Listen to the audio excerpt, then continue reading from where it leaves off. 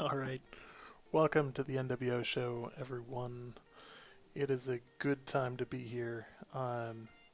So, for those that don't know, I just moved, so I got a new setup, and naturally, I've got to figure out if all of my audio settings work. And they don't, because Streambeats doesn't sound like it's on at all.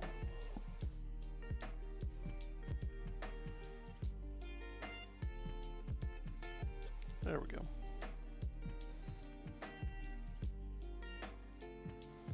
So, for anybody who's curious, this is video from the preview. From here, we'll just kind of chill and talk about some of the changes, some of the upcoming stuff as well. They've kind of pseudo-announced the potential return of gauntlets. We're still waiting for an overall update on that, but I think that we're in for a treat in the next patch here. I think there's a good chance that we'll see the return of gauntlets, likely in the form of an ice magic, which I think is just going to be great. Overall, I think the game is going to be in a healthy spot based on the patch notes. There's a lot there, a lot going on. I'm gonna, for this stream, because I'm gonna be kind of working in the background fixing some stuff. Feel free to, chat, ask questions. I'm more than willing to answer just about anything I can, unless it's covered by the NDA. So there's certain stuff I can talk about, certain stuff I can't. But this is quite obviously not the alpha. This is the preview. You can see that in the top right corner of the video. You can see it's marked as preview. So, but with that, got all kinds of fun stuff. It does actually appear like I managed to get my audio to work on the first time. I made the switch over from Streamlabs OBS back to OBS, and I gotta say I'm impressed with how quick that was.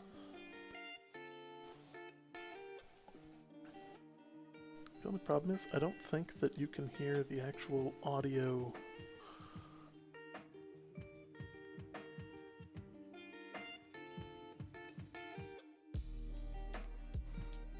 I don't think you can hear the audio.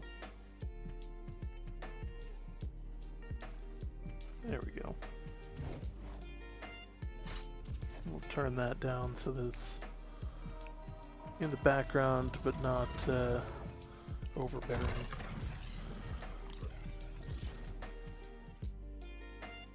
Okay, the mic is messed up.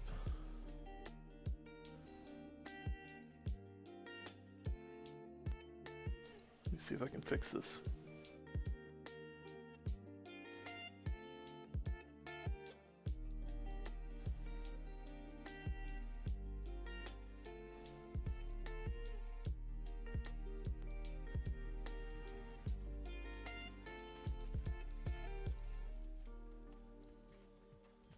Alright, so this should fix it.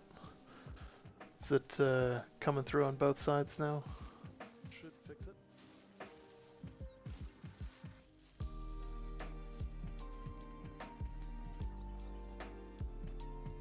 Super. Awesome. Thank you for catching that. That freaking kills me every time I go to edit these post-show. It's always something, and it's always annoying to deal with.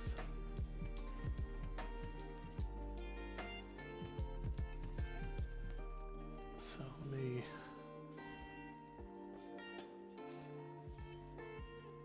drop that down a little bit because that's a little bit overbearing. There we go. Awesome. Yeah, getting the new place set up and all that has been definitely a treat. I'm happy to to be mostly done with this move, and I'm definitely getting happy to the point where we can get in, play the game publicly. As I've said, this is the preview event footage, so it's a little bit on the older side. A lot of the stuff that you'll see here, there's a lot of changes to it. So for instance, you can see the bottom right, there's 3 weapon slots. That's changed now to 2. The inventory system has changed up a bit. There's just a bunch of changes. The last, I think, 4 months now, they've done pretty large changes overall, and really added to the overall game, as well as really giving some depth. I know many people were kind of surprised by the there are actually. Let me see if I can find one of the inventory screens.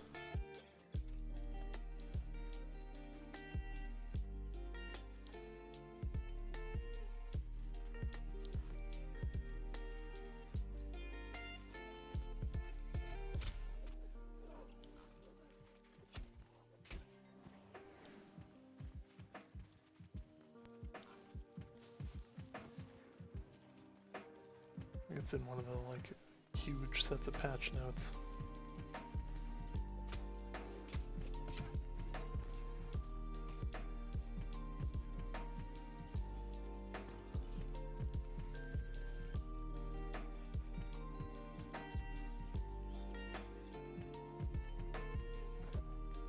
Let me slip this on over here.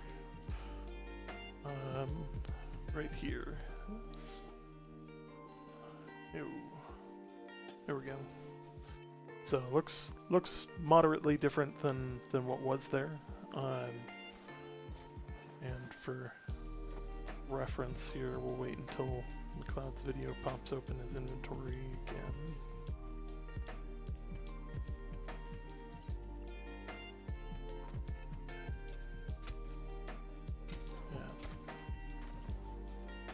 Trying to surf around in a 3-hour video is yeah, it's really been impressive. The patch notes have been quite substantial for the last couple of months, and this last one, God, it felt like it was 20 pages at least. Because they revamped just about every weapon, changed how pretty much everything works, and it's just feels much better. And it also feels like they're really trying to stick to a cadence of once a month for some kind of, for some sort of larger update. And if they can keep that up, post-launch, that's going to be pretty great. And I think the last sets of pretty much everything they've been announcing, the changes to quests. So like a lot of this video, you see the people kind of running around, and they'll talk to the watcher, but it's just text on screen. Almost all of that has been changed, where the text is still there, but now there's voiceovers for just about every NPC interaction.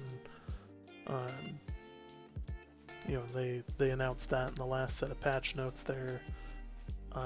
Some changes to the overall quest process, and how the just variety of quests as well. So it's been really kind of cool to watch. Just some cool stuff in there.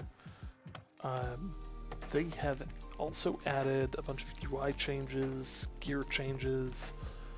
From an economic standpoint, I was a little bit on the surprise side. I had thought that they were going to go back to something like limited lifespan for weapons, and instead they've gone the route of basically, what's the word for it here? Basically, bind on pickup for legendary type stuff, and then bind on equip. So if you're using something valuable, you can't just give it away. After you use it, so it is pretty specific to you, and at that point it takes it out of the pool for use for other people, which should enable crafting to really, crafting good, useful items with solid perks is going to be very profitable.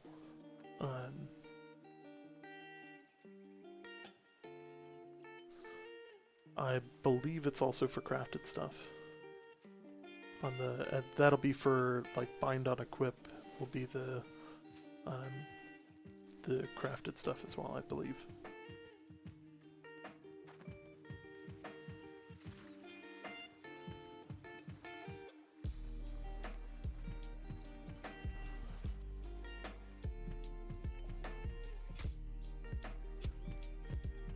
That looks like ran into a bugged one there on the preview. So back in the day, I had kind of theorized that they were going to do something with, kind of a deeper storyline.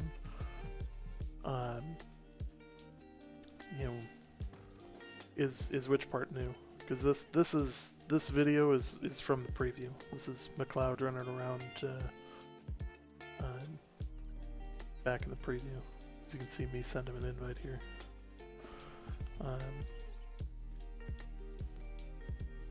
Oh yeah, the bind on equip and bind on craft was in the last set of patch notes there for last month. So that is new. That's new as of about a month ago. They haven't really been doing that before.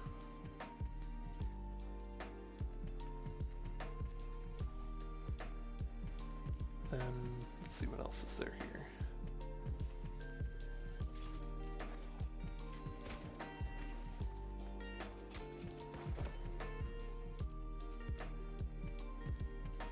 I need to get a more stable mount for my camera. It seems to be shaking all over the place.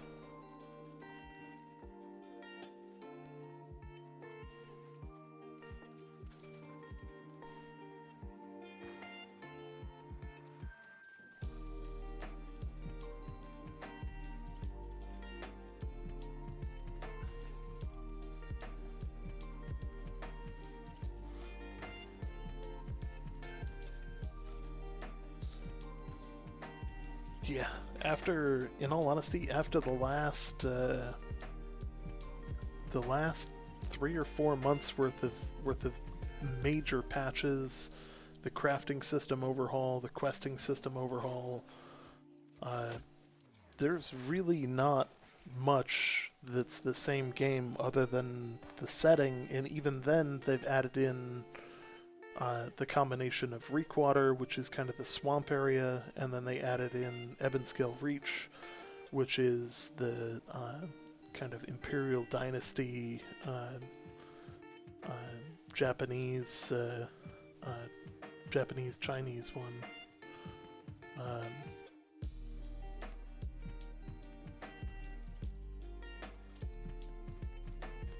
think McLeod here is going to join us. Not quite sure.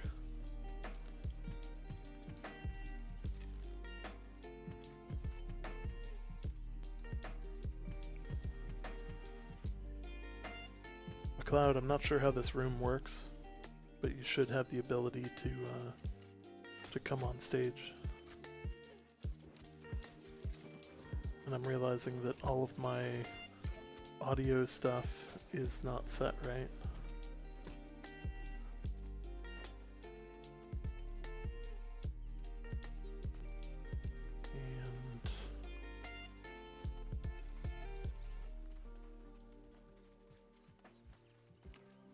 I don't think...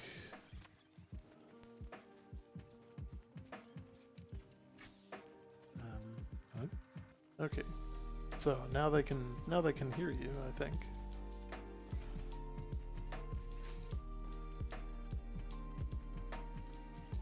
This is true. I can hear myself through the stream, but I can't hear you.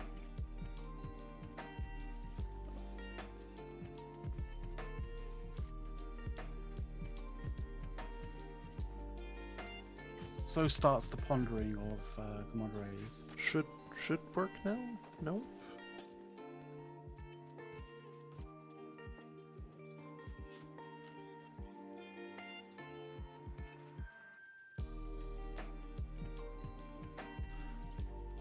See, this is why we can't have nice thing. Hey, crowd. I don't know why it's doing this. I got nothing. It doesn't make any sense. So this is a new feature on Discord. Yes, this is the what is it, stage or something like that. I've quite definitely broken something here. That's for certain. I've definitely ruined it. Here's what I'm gonna do. McLeod. I'm going to set my Corsair Virtuosos in front of me and prop my phone in between them so that they stay on, because they're they're like that. And then I'm gonna unmute them so that you should be able to hear me now. Theoretically, maybe. You can? Okay, there it is. Okay, now the real question is... Yeah, let me fix this. This is all kinds of broken. What's funny is the thing that's broken is not actually my computer, it's Discord. So theoretically it just stopped working.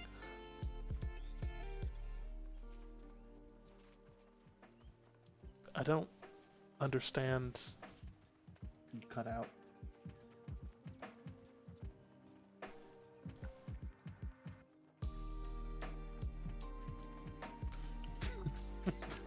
Now it's really broken.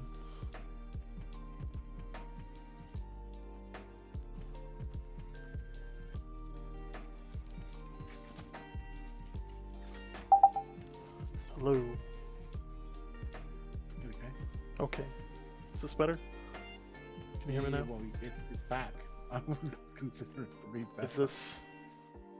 Okay, so it's still using the Corsair mic.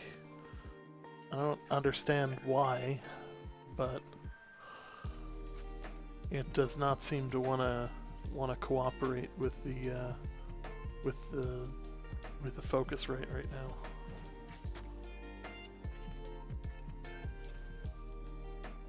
I mean, I understand that, the people at Discord are sort of trying out new things, but I don't know about this particular type of channel. It just seems like very much a backwards kind of move. It seems to work, but yeah, let's just there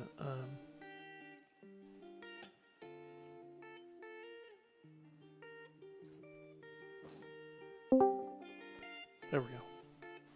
Tried to move you and then it disappeared. For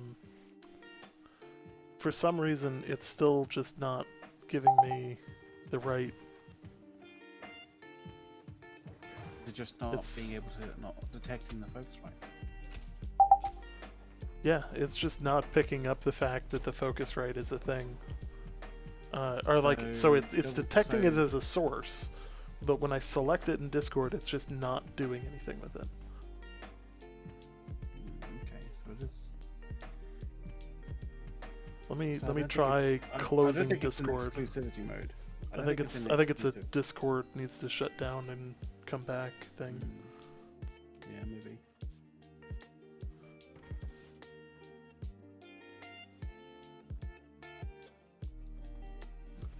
this Discord?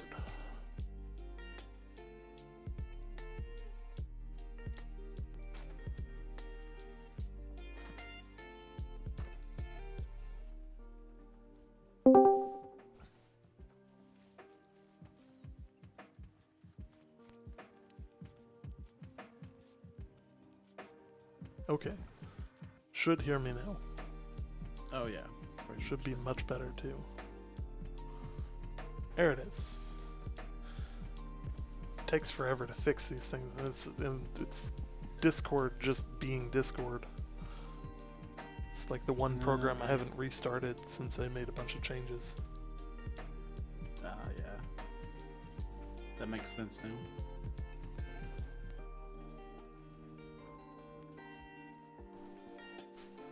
So, I think this like initial rush on a server is going to be an interesting experience again.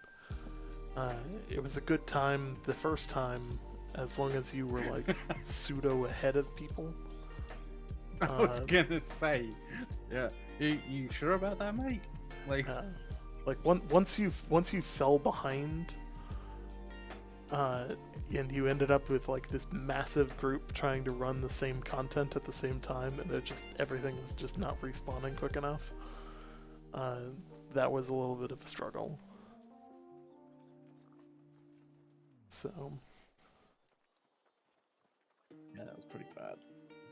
It was a bad time. Like, you know, when you're there, sort of, you know, trying to do a mission that would normally just take you, you know, 2 minutes to do, and you're there sort of like half an hour later trying to get through the same thing.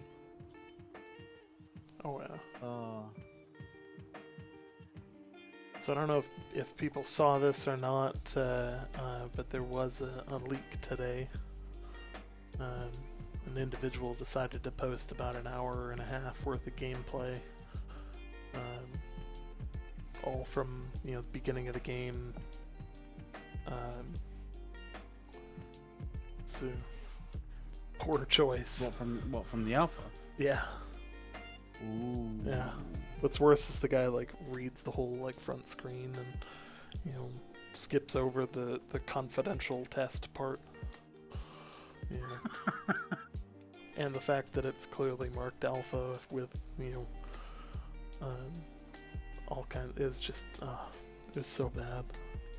I mean, there's multiple times in that situation where you have a black screen, right? Like, and it's very evident that you have like sort of a unique identifier, sort of alphanumeric kind of code, like just written across your screen. Like, surely that should have been some kind of clue to him.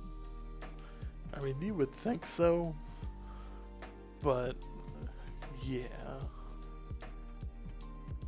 Wow, my camera is just bouncing around up there. I'm gonna need to figure, why is it so grainy?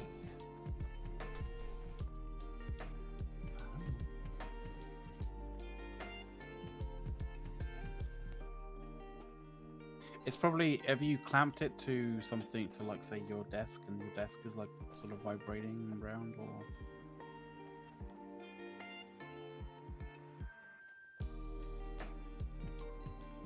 Like I had that same experience before, and my desk isn't exactly like the most stable of things, so I ended up clamping my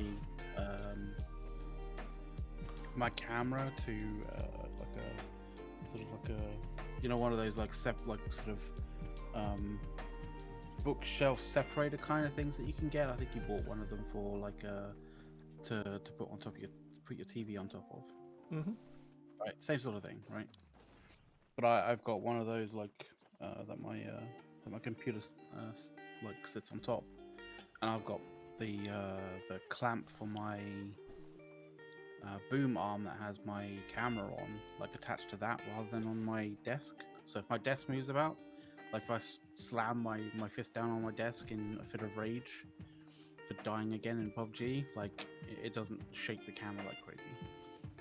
That's probably a better way to do it. I'll probably move the mount. I actually moved it to the far corner, on the far side, but I need to move it over to like the bookcase instead.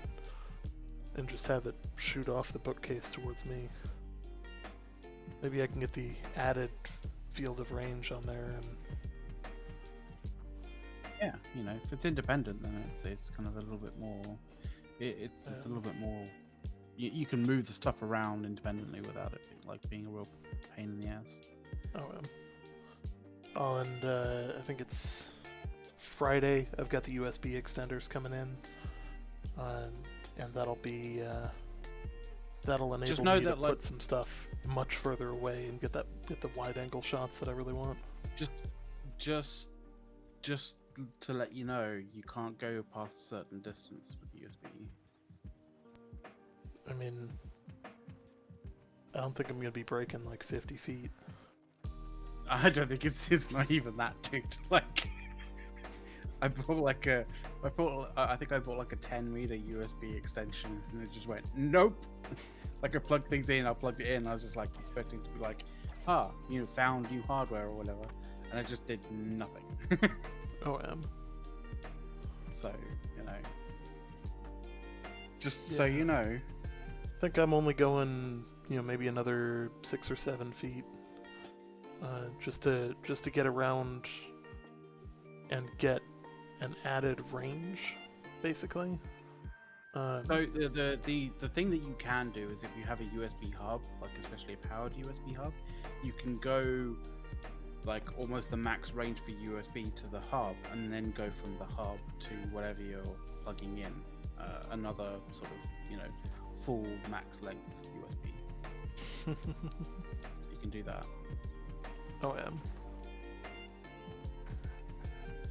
Yeah, it's I got a couple of things that I'm kind of cooking up. I got a decent chunk of my office put together today, so like you can see kind of the fun I've got going on back there.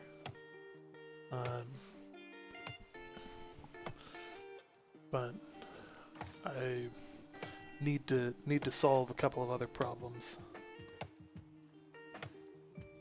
I need to. I need to get a few interesting things for the background. I'm wondering about getting some disc plates. Oh yeah. I've been debating having trouble keeping myself centered. Apparently I want to bounce around and lean far off to the side, and that doesn't work so well with this with the tall cam. Well, it's a thing. You're trying to do the whole you're trying to do the whole sort of like thing cam, but like what you need there in that regard is a very wide angle camera, because then your movements aren't so erratic and sort of so exaggerated. I think the challenge right now is, of course, I got the M50, which is the DSLR that's running for my camera,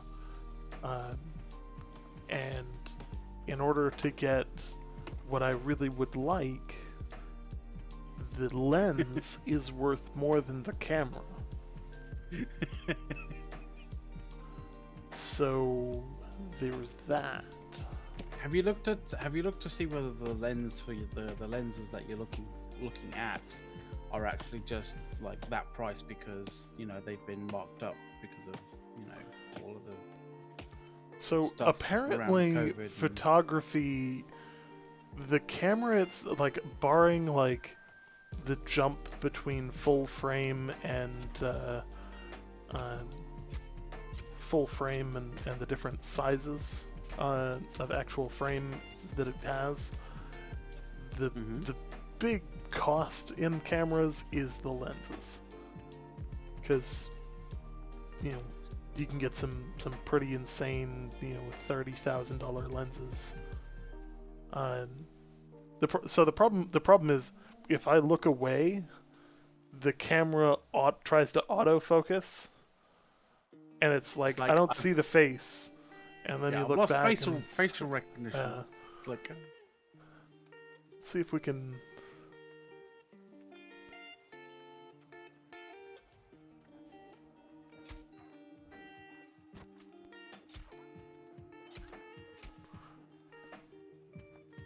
mean, definitely, like, if we're talking about playable, as in, like, you know, can you do all the things in the game and it doesn't break like Cyberpunk?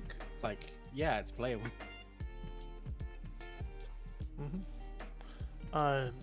So, earlier question, what do you think about the communication from AGS?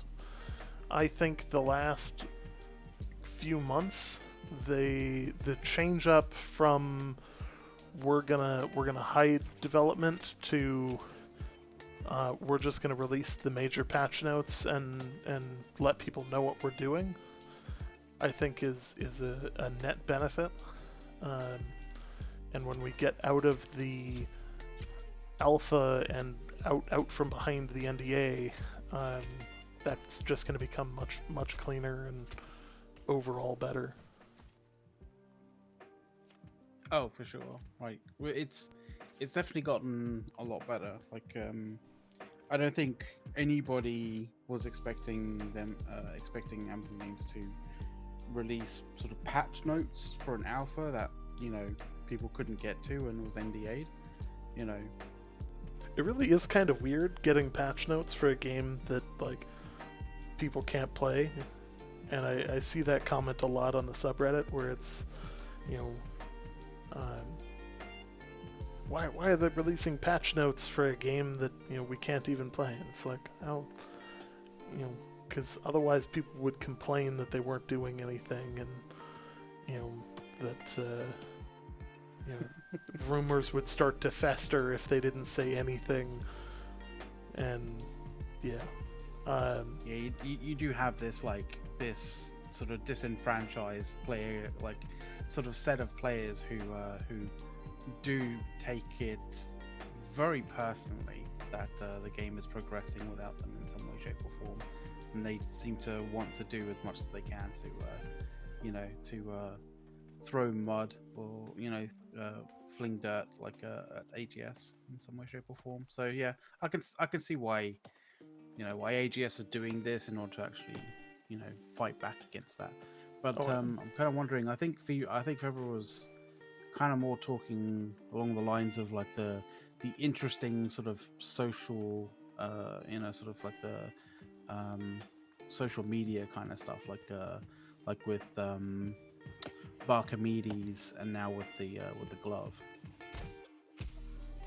Yeah, so I don't think Amazon was really prepped for this, because I prepped for it's maybe not the right word, but so they released this tweet here, which kind of obscured things, and they were like, oh, let's see if we can hit 200 retweets. And they hit 2,200 retweets. So clearly, you know, there was quite a bit more participation that they were able to glean from Twitter than I think even their wildest hopes. You know, just comparatively speaking, like the latest Destiny tweet got like 300 retweets. So, like, this is a pretty large amount of customer interaction. And of course, you know, the second tweet as a teaser for what I'm sure is to come in the April patch notes is probably the return of the gauntlet, which is a weapon. Because we've seen gauntlets being used, sort of. I don't think actually used in action kind of thing. We've got obviously what you see there is the concept art for gauntlets, right? But there was also gauntlets being used in some of the like media, like what is it? The sort of game media kind of stuff, like way back. Mm-hmm. So it's definitely nice to see a lot of this stuff come back. For those that don't know, it was in prior versions. It was in some one of the media events, from I think Alpha 1.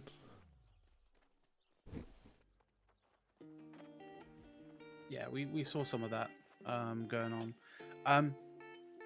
What do you think? Like, I mean, obviously it's a glove, it's a glove slash gauntlet. Do you think it is a magical gauntlet? Do you think the fact that it's encased in ice is significant for with regards to what the sort of what the gauntlet it is maybe magically imbued with in some way, shape, or form? Like, Yes. or do you think it's just like a normal, like, or some kind of just a cosmetic kind of item? 99% sure that it's going to be coming in with ice magic. Kind of magic. And I think based on what we experienced in the preview, there are several types of magic that have not been implemented, or several types of damage that have not been implemented, including lightning, void, and lightning, I mean, void, we and saw it. Well, we kind of saw it in, I believe, saw it in some of the the sort of the preview stuff where people were able to, add damage, like sort of change a certain percentage of their damage type, to like a magic type, like void or this, that, and the other, right? Because we all saw these like random weapons that people were wielding with really kind of weird and kind of sort of really kind of cool sort of like magical effects, on a weapon that clearly wasn't magic intended to be magical initially at least. So if it's going to be so there's arcane types right in the game. And these have been sort of like a staple of the game for the longest of times, like at least as far as I know, right? Like there's been your usual sort of fire, fire arcane. Like I'm thinking like the motes and wisps and that kind of stuff, right? Essences and all that stuff. So there's in that kind of sense, there's always been fire. There's always been life motes, fire motes, life motes. There's been ones which haven't been used with anything, which aside from potions and that kind of random stuff. And these are like the earth motes, like the air motes, the death motes, soul motes, and water motes. And I think chances are, if these gauntlets are ice magic gauntlets, if we can manufacture them, if we can build them, craft them, chances are we'll probably need to use water motes, or water motes, water essences, quintessences, all that kind of stuff. Oh yeah. It wouldn't surprise me if we saw, for each of the different motes, it wouldn't surprise me if we saw a magic type of that. So, air, water, life, soul, earth, fire, and death. I mean, death's going to be the most, like, if unless they're going to get really creative, I can't imagine that the death magic is probably going to be quite overpowered. Yeah. I think that Crown's probably right here. Death is probably just going to be void.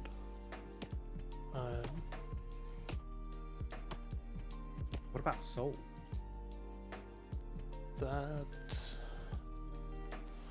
I don't know. Might be tied with life as well. As a see, the thing is, like, there always seems to be two, like, sort of like intimately sort of like two types of motes that are, or two types of like sort of like the essences that sort of thing, arcana that seem to be sort of intrinsically linked with each other, right? So we have fire and water, right? We have air and earth. We have life and death. But then we've got soul, and soul doesn't seem to have like a pair of any form. True.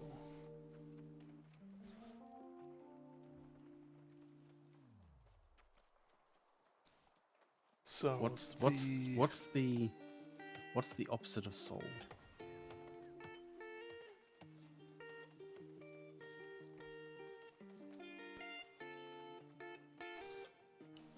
So this is the life moth, which drops life quintessence. Oh yeah. So,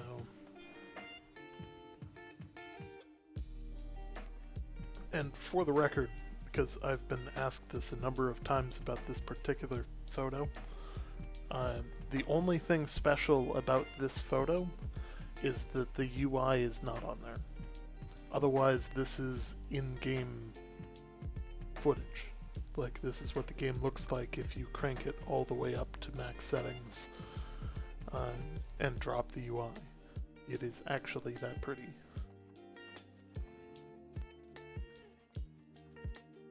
I would say that I think you your armor was bugged a little bit at that point. Yeah, that was Nithanel's armor was bugged with the Force of Light perk, which has been removed. So, yeah.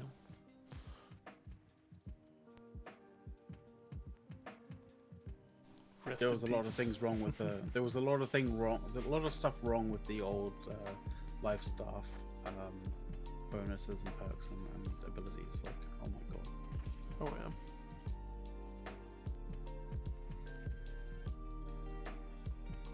yeah. I'm a little bit salty for people that remember the preview last year.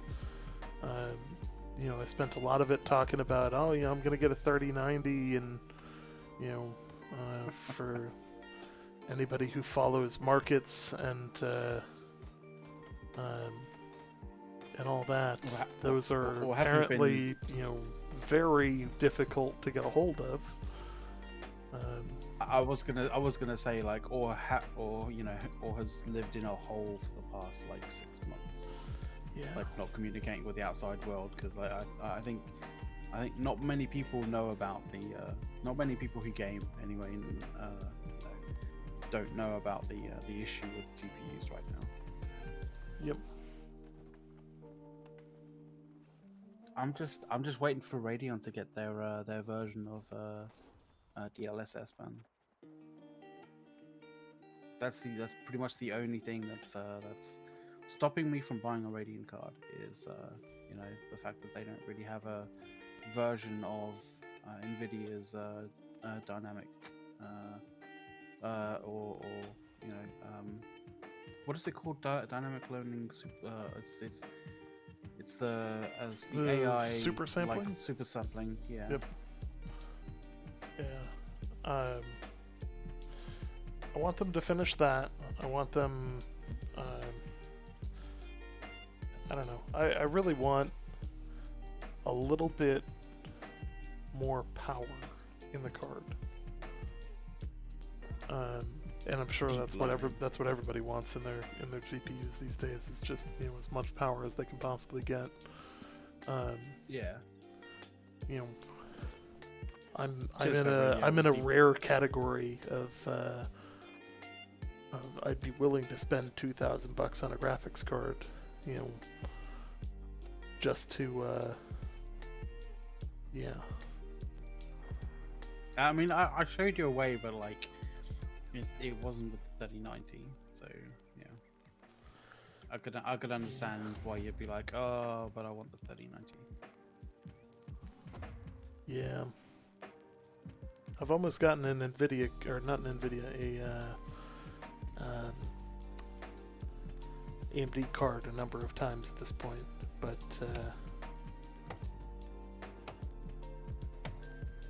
Yeah. My other challenge is, of course, the card that I have is not exactly a slouch of a card, but it comes with some challenges.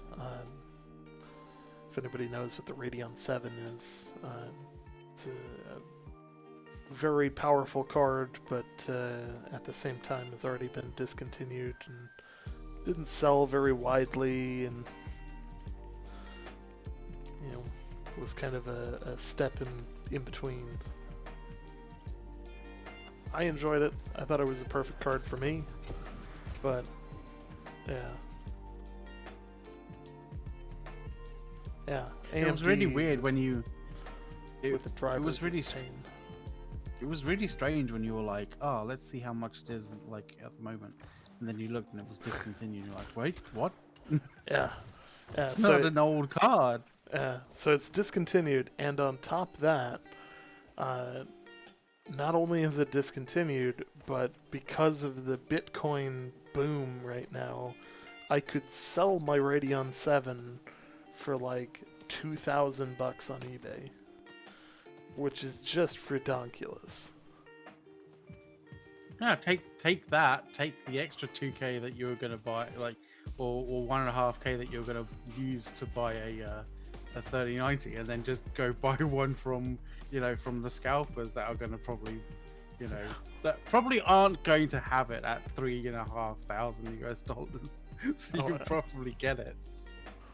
Oh yeah. Just that interim period. That's kind of concerned. That's a bit awkward.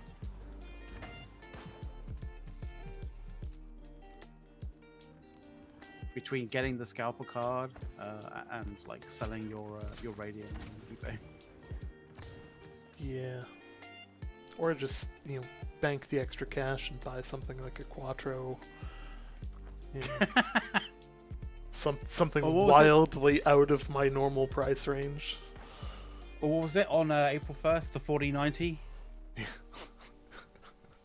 4090. Did you see just that? All fans, yeah. Did you see right at the end of it where it was like, and introducing? Oh god. The real challenge is there's really not gonna be cards available for a while. The Linus Tech Tips did a really good video on discussing the demand signal issues, where AMD and NVIDIA ramped up production to the highest levels that they've ever had. There were cards, but the demand is simply put too high. And a lot of that is coming from the work from home crowd, who's, when you're in the office, hey, the office computer does what it does. It's their computer. I don't need to worry about upgrading it. But, a lot of these people are coming home and they're going, hey, this compact gateway, 2004 Dell is not cutting it anymore.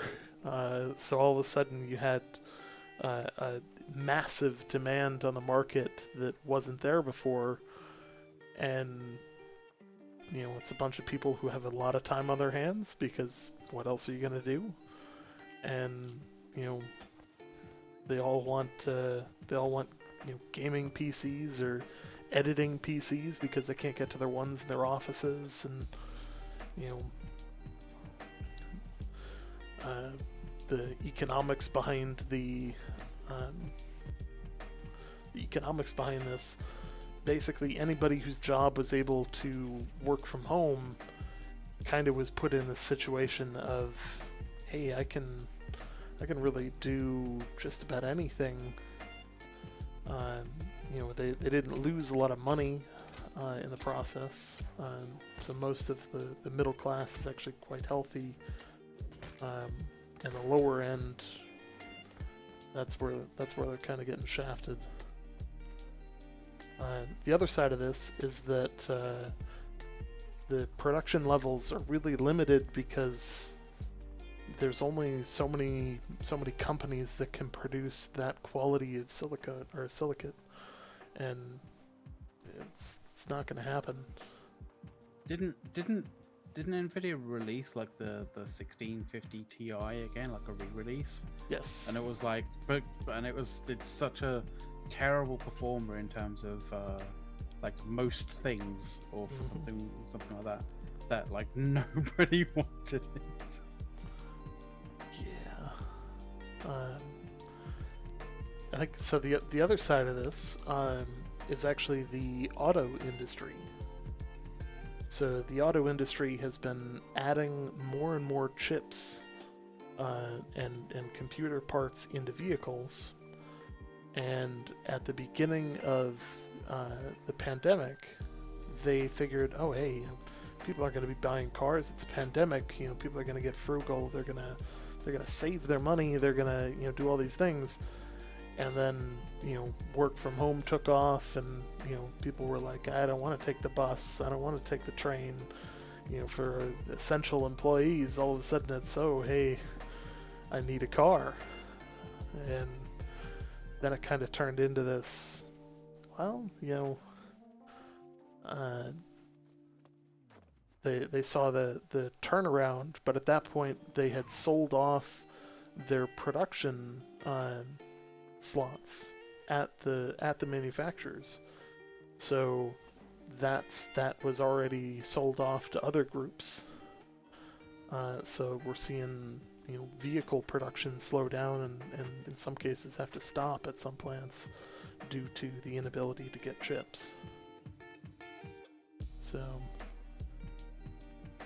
and that kind of shortage is not something you fix quickly. Like, we're talking major clean rooms, like that's not something you can just pop up in a shed somewhere. You got to have super advanced filtration systems and all that. It doesn't help when I think there was a TMC production facility that like caught fire. Yeah. As well, like it's just like, oh Jesus. And so here's the other kicker.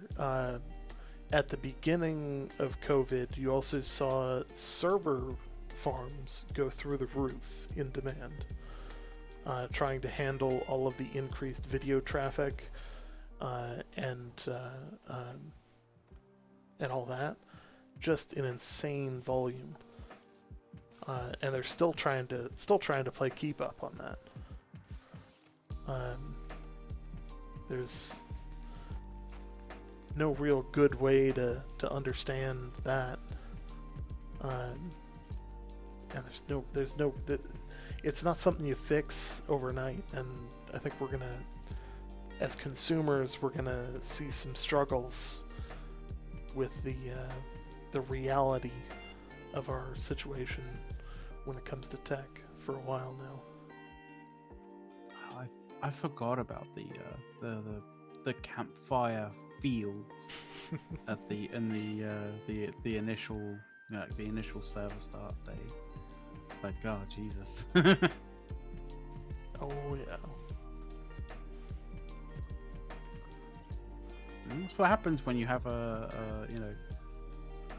one of the mission objectives being go out and place your camp outside of the settlement. Like, yep, that's what's gonna happen. Mm-hmm. I remember only the frame rate near them. Yes, that is also true. Yeah, unless you've got a decent graphics card, this game can be a bit of a hog. That's for sure. And your obsession with Flint. Hey, this is you. Is this me? Yeah, this is you. Oh shit. Okay. Yeah, my obsession with Flint was very, very. I would say my obsession with Flint was very much a normal thing for normal people. Everybody did it. Oh yeah.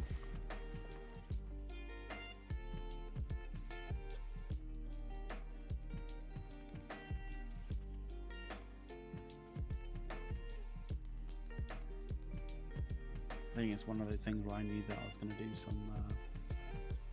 It's one of the things where I did some community sort of quests or community board quests, and it was probably going to tell me to collect a bunch of flint.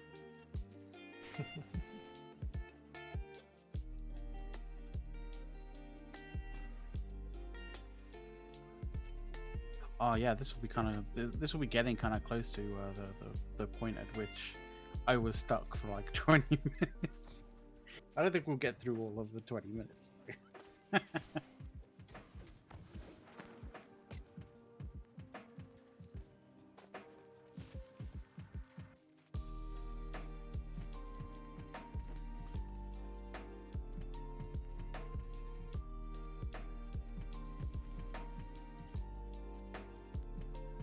See, my 1070 has stood me in good stead for a long while. Oh yeah, and this is me kind of going like, I'm quite away from the landmark. Why are you not allowing me to put a camp? I had to go so far, so goddamn far. Yeah, that's rough. Like, look. You know where I'm at. Mm-hmm. Like, I'm quite away.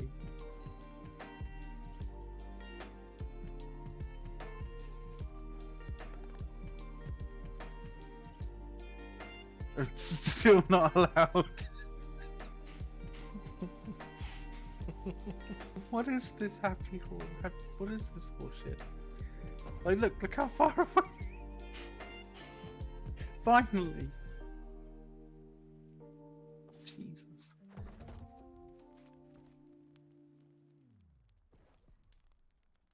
I just didn't want to have to run all the way over the, you know, like the kind of area again. That looks a bit sus.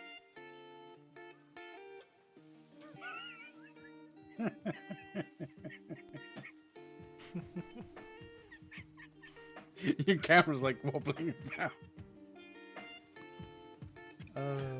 The problem is, all I've got to do is like tap my foot, and like the camera gets going.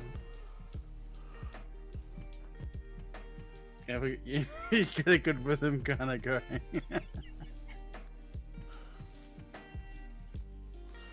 You never realize how much you tap your foot until you're on camera and the camera shakes every time you do it. I might need to mount that shit to the wall. Yeah.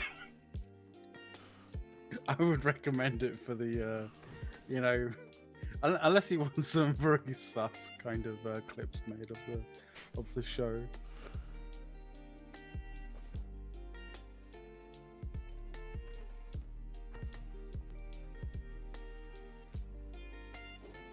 I just Gray is sus.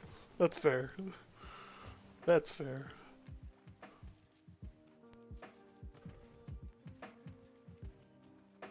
I love the Among Us.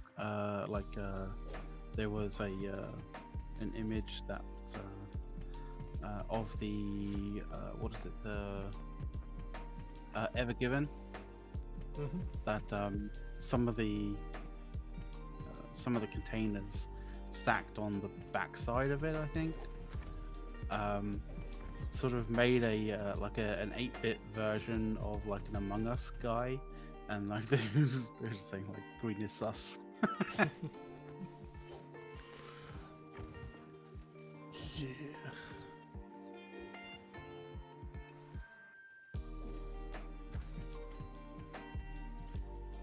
Alright, so I've got some relatively well, this isn't really interesting news, but it's New World related news.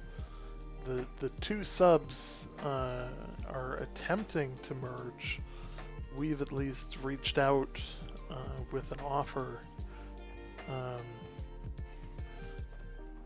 but we also haven't heard back. Which Much like two black holes merging, the resulting effects may be cataclysmic in nature. Yeah. Yeah, the two Reddit subs right now are. We have reached out, you know, obviously like a number of the threads have been, you know, why are there two subs? It just splits the community, and a lot of it had to do with old Reddit leadership on the other sub that created the necessity of a new sub, because it was just toxic as fuck over there. And the other issue was the naming of the sub was very yes. I'm N- gonna not take a ex- minute and explain to people why one Yeah. is better than the other. So we're gonna pop open New World sub here. So look at that. This is the appropriate one, and here's why. New underscore nothing. No results. None. No results at all.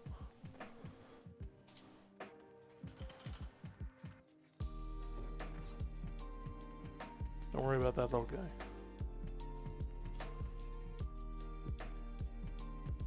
What about new space world? Or does that not work as well? Doesn't work. Yeah. So this is why New World games should be the route that people go, because it is more easily found, despite a minor size difference between the two. I can tell you we are substantially more active. And it's as also one of the moderation reasons team. why. It's also one of the reasons why New World Game as a subreddit has grown so much faster than new underscore world underscore MMO, because it's it's more discoverable. So more people are finding it easier than New World MMO.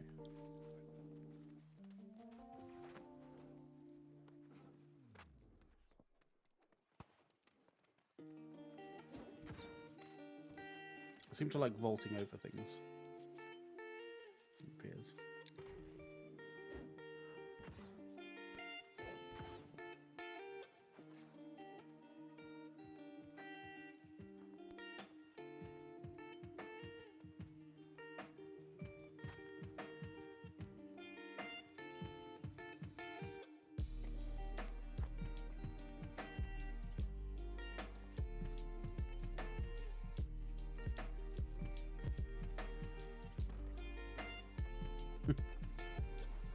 I think Ace is having to deal with some New World Game moderation stuff. Mm-hmm. Yeah, I thought that might be the case.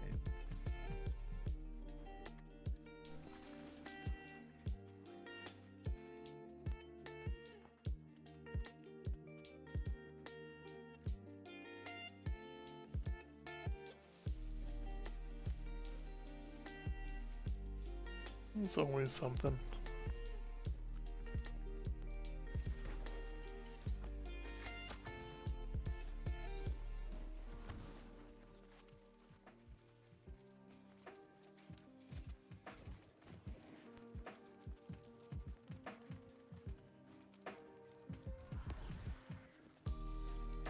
I mean, in February, you're not wrong when it comes to sort of Googling stuff, but if you Google New World, Reddit or New World subreddit, New World and the New World MMO and New World game kind of come up basically right next to each other.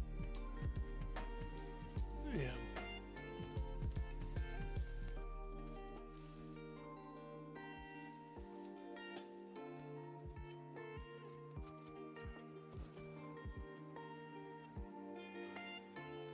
I mean, it wasn't the only reason why the another subreddit was created. It was a tertiary sort of reasoning. There was a lot of more prevalent reasons why a new one was created. Yeah, there was a little bit of an issue early on where one of the original mods was just right of Hitler. Um, and the there was one of the other mods was very. I don't want to speak ill of this guy. He's just young. And we all make mistakes when we're young. yeah, some of the challenges, like everybody's like, oh, it's a power thing. There's no power. Like whoever argues that Reddit mods have like some sort of like power trip going on, like I don't I don't see what power you're talking about, nor do I see what kind of respect you get or anything like that, because I've yet to experience either of those things. I think what people don't seem to realize is like if you become a Reddit like a Reddit mod, even a subreddit mod, like you see the dirty underbelly of humankind. Like so, basically, the only real advantage of like being a subreddit mod or a Reddit mod is essentially just you get to see the shit that is humanity unvarnished more often than anyone else. So if anything, it's a negative in your life. Yeah. Overall. Like it doesn't get you any benefit of any kind. Like it's just kind of something you do because you you do it because you want to see a better community, and you get tired of seeing the toxic shit. So then you become the person who's like, yeah, that's toxic as fuck, and that's gonna go. You know,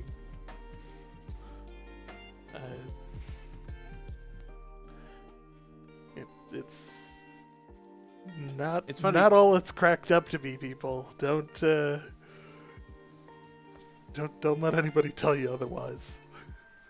It's funny because I was driving to and from house that I need to kind of deal with over the next few months. Just listening to radio, and there was this interview with I think one of the I can't remember who it was. It might have been one of the founding guys from Reddit, but talking about moderation policy and how they deal with it and all that kind of stuff. And obviously, at some point, it came to sort of like how do you moderate slurs, racial slurs, sexual sexist slurs, that kind of thing, right? And he like I was sort of adamant and kind of going like he's if he's as good as I think he is, he's gonna say it's not about who's using the slurs, it's about the context and whether there is malice being said with this with regards to the slurs. And that's exactly what he said. I was like, yeah, I'm on the same page.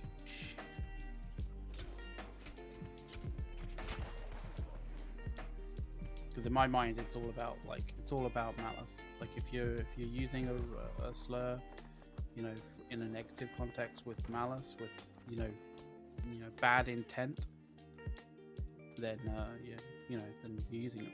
Then you're basically then you should get moderated.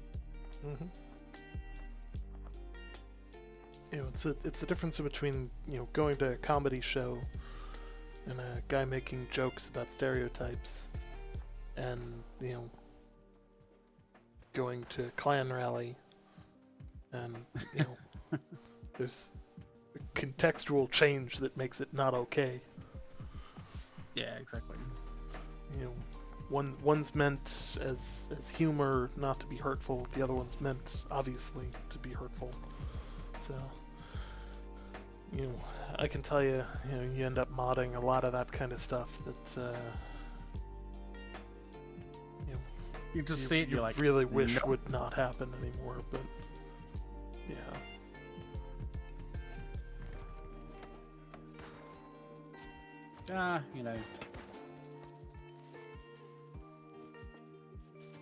I'm hoping that like over a very long over the course course of the passage of time, it'll fucking work itself out. Mm-hmm.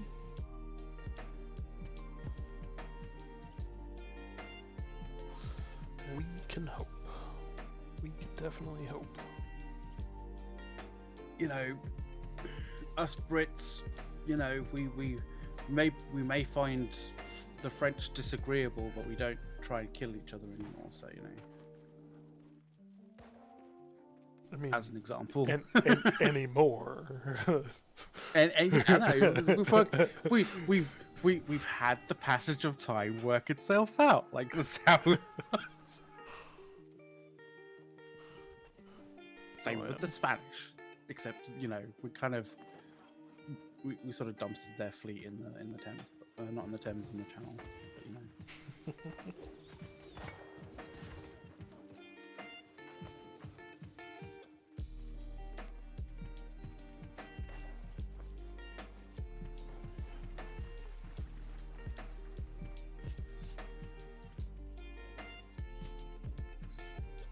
I'm not sure whether I like the fact that this has been recorded, like, because it's not a case of like, oh, you know, the memories of this part of this part of the alpha or the preview event. Sorry, because it's not the alpha, it's the preview event. Like, you know, it's not about the fact that the memories of it come screaming back to me. It's like it's all there, like every second of it, every, you know, every frame. Hey, thanks for the raid. Oh, cheers, people.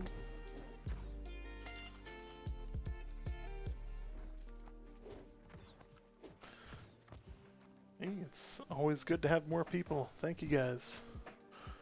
Mm-hmm. Yeah. So it's been definitely an interesting kind of run through the development. You know, going back to New World here. It's really been an interesting several months in terms of changes with the patch notes and really kind of developing the systems to, in my view, probably the best versions that they've been. And I mean, that's after 3K hours into this.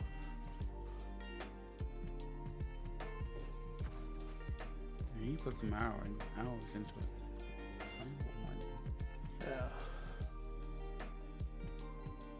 And this alpha alone, I've got somewhere in the ballpark of 450, something like that. 522.7. There you go.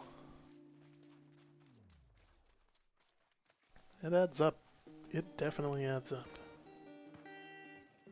I'm enjoying it.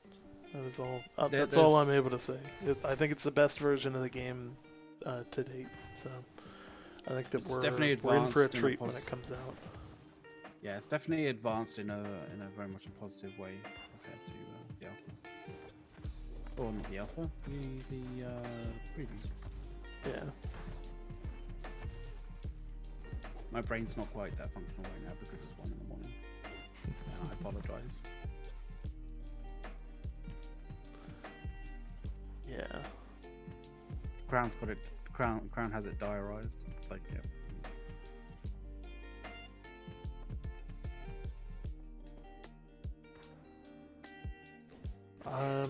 So they've incorporated a number of different weapons actually. I think at this point we've got the sword, the rapier, the fire staff, the life staff, the bow, musket, great axe, great hammer, then I'm missing one.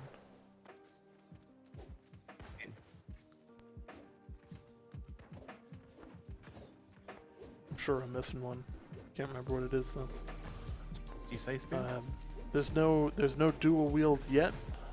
I think that will likely come in when they introduce pistols. Interestingly enough, I'm kind of wondering how pistols are going to land with this. I'm wondering whether pistols are just going to be like an inaccurate form, or like a more inaccurate form of a musket, and it will just take the traits like the skill tree or the mastery trees of the musket. Mm-hmm. Like, So that screen's getting full up now. yeah. So I kind of see it as a offhand weapon. Offhand weapon, might maybe with the axe or with the what is it? The axe or maybe the sword. You know, as a one-off fire. You know, take a little while to reload, or potentially as a dual pistols, because we've seen a number of NPCs that have dual pistols. Yeah, we've seen NPCs with dual pistols. We've also seen some, I think, some old-ish images of sort of players like lined up, as a sort of a dramatic shot with kind of dual wielding with a pistol and something else. Mm-hmm. I seem to recall. In the trailer for the game, the cinematic one, the guy pulls up a pistol with 3 barrels on it.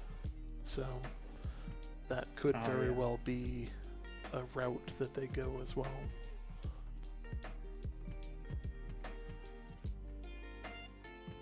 And for those watching, make sure to hit the follow button. We are trying to break over our 500 follower mark.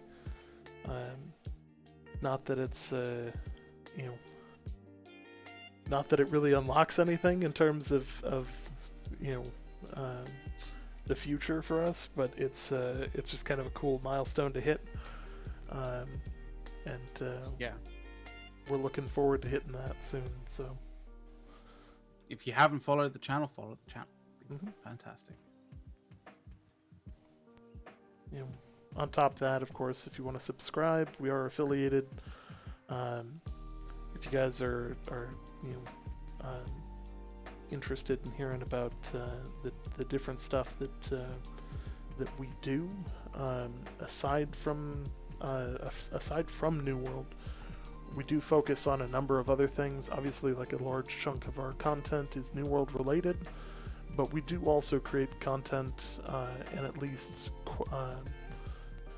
kind of coalesce content around our Discord, around tech news and science. So a lot of different stuff on our Discord that I think people would very much enjoy. A bunch of automated feeds for different tech YouTubers and stuff like that. If you guys are at all looking for reviews of different products, that's something that I've been working on in the background with the move and everything. It's been a little bit of a challenge. Since we are live on Twitch, you can see below the channel, we are actually affiliated by Secret Labs chairs. My one rule when it comes to affiliates for anything is that one, I've gotta like it enough to actually say, hey, this is worth buying, and I can easily say this is the best chair that I've ever owned. So, and I work from home most of the day, every day, for at least 9 hours, and then game after that. So, if you're looking for quality, I would highly recommend them. And if he wasn't happy, if his ass wasn't happy about like planting it in that seat, like he would be much more irate than he is now. Oh yeah. For anybody who wants to know what chair not to buy, there is an Amazon for a Rousseau gaming chair that is roughly the equivalent of a torture device. So don't get that one. Do yourselves a favor. It's got the worst part is it's got 5,000 reviews. I don't know who the fuck those people are, but they definitely never sat in that chair. The same people who go and lie on nails, those sorts of dudes. So talking about the tower shield is a very tall shield. It's almost shoulder height. If I had to equate it out, there's a number of different designs. Of course, it's got different skins and stuff like that. There's the kite shield, the round shield, and the tower shield at this point. They all have varying different degrees of benefit in terms of being able to block things, but they also come with varying different costs of gear weight. So, highly useful piece of equipment, but also one that might come at a cost if you choose to go that route. I've always loved the sort of like the round shields, but like the ones which are sort of like kind of very Greek in design. Oh well. My only aggravation when it comes to that and New World is I can't use the spear at the same time. Mm-hmm. That makes me sad. Yeah. Or from a Viking perspective, I can't use a round shield and a hatchet. It would be really nice for them to add in like a javelin, like a javelin shield combo. Yeah, that'd be cool. I think that would be a lot of fun. You add in something like a shield pistol combo, would be another really good one. I think it wouldn't surprise me. Oh, what's up? We're coming to my favorite area of the preview event. Do you know which bit this is? This is the one where I'm standing on the beach swearing. It probably would be. Yeah, it probably would be. Like you going, I've been here for this amount of time, like expletive amount of time. Yeah, so I think the pistol's probably going to have, probably be mostly dex based. And maybe intelligence based. I think that would be an interesting mix for the two.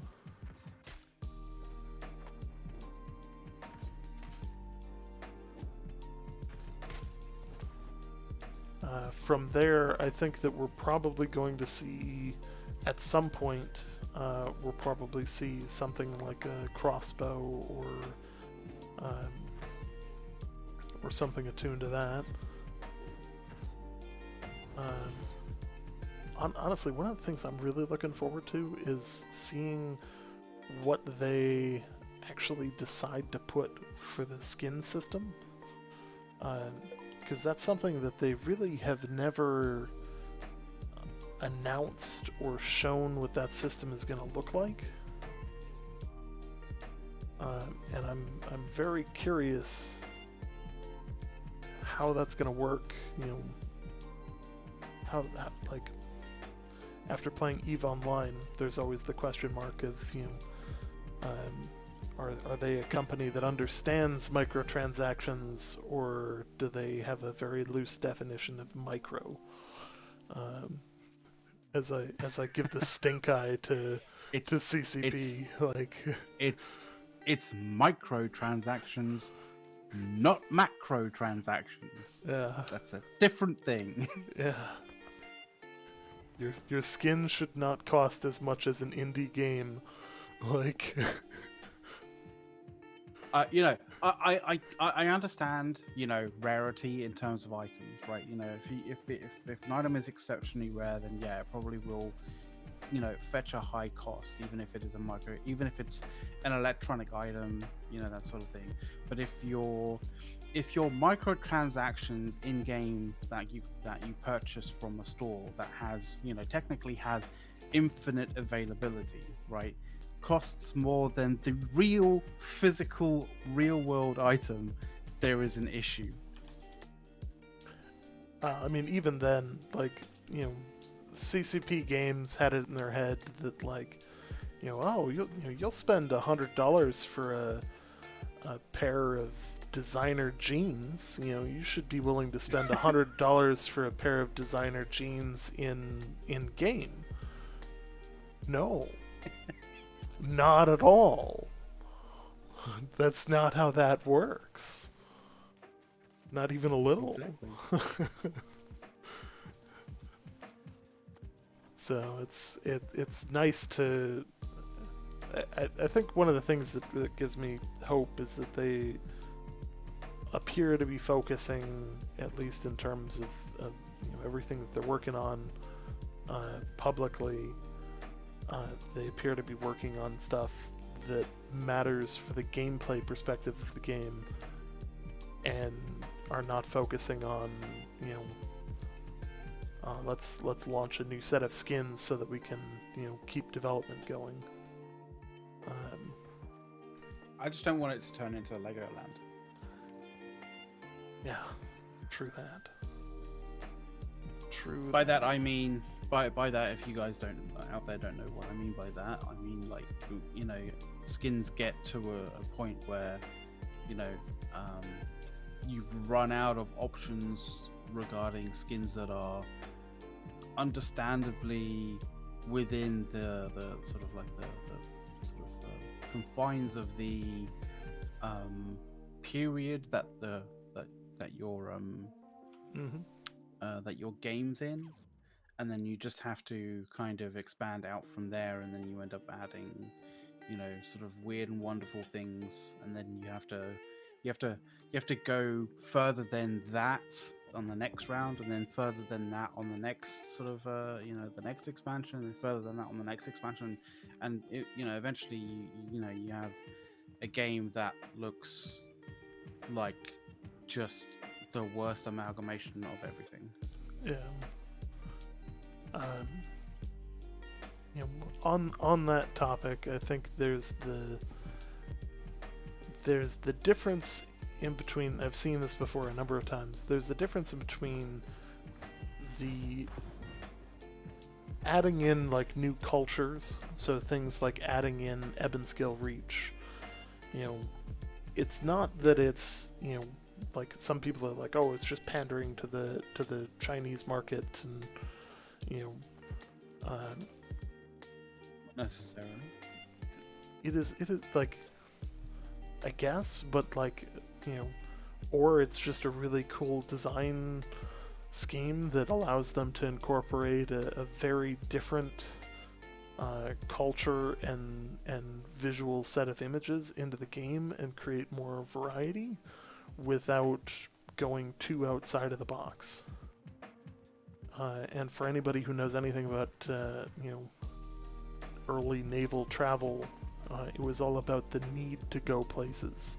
It was not about whether they could or couldn't get there. So I've seen a number of people complain that, oh, you can't use the Chinese or the Japanese because there's no way that they would have gotten over there, because the furthest that they'd traveled was X distance, and and this is supposed to be off of Europe, and it's like, yeah, well, they also didn't have a issues. reason to go over there. Like Azoth in itself is a reason that you would mobilize mass forces to travel across the globe. The chance at immortality.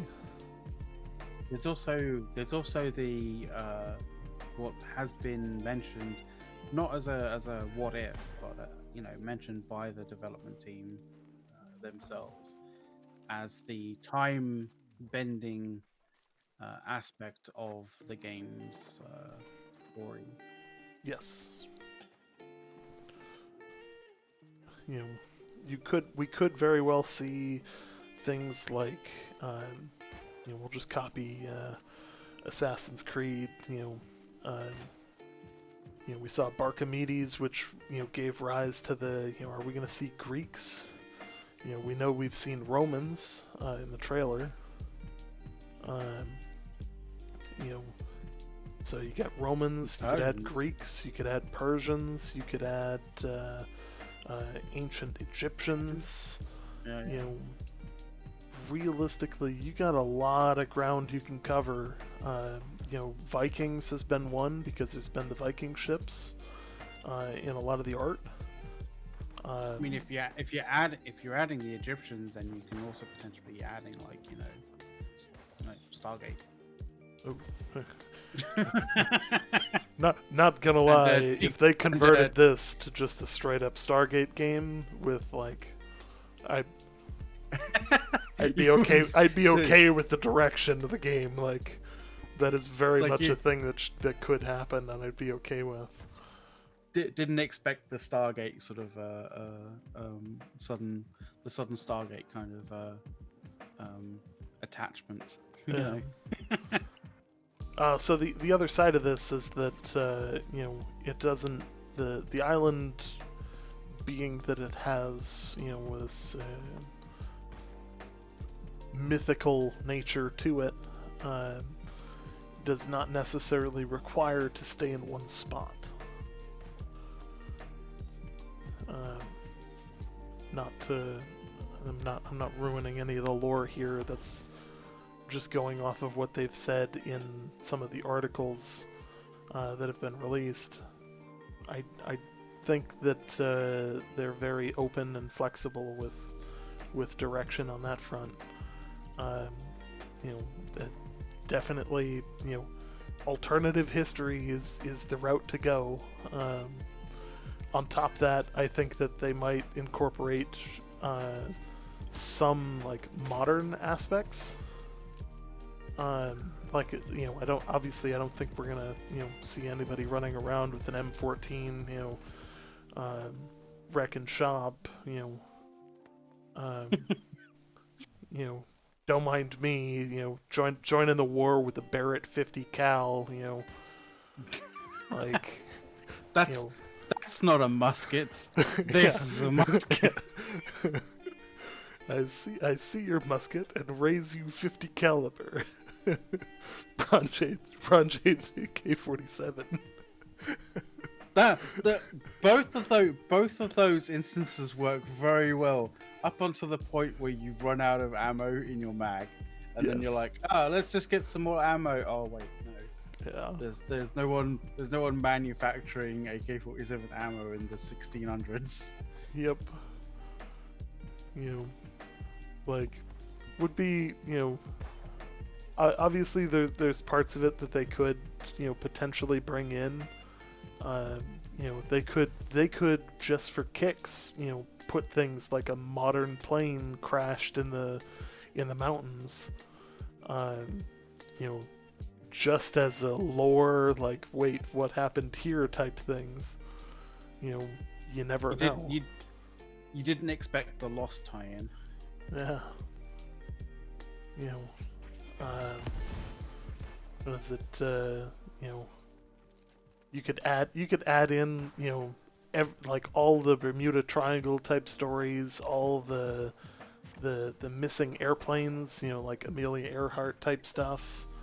You can add the Egyptian, the Mayan kind of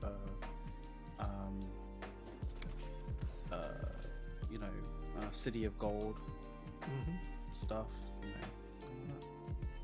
Ninth Legion, and Crown says the Ninth Legion stuff as well. Yep, Ninth Legion.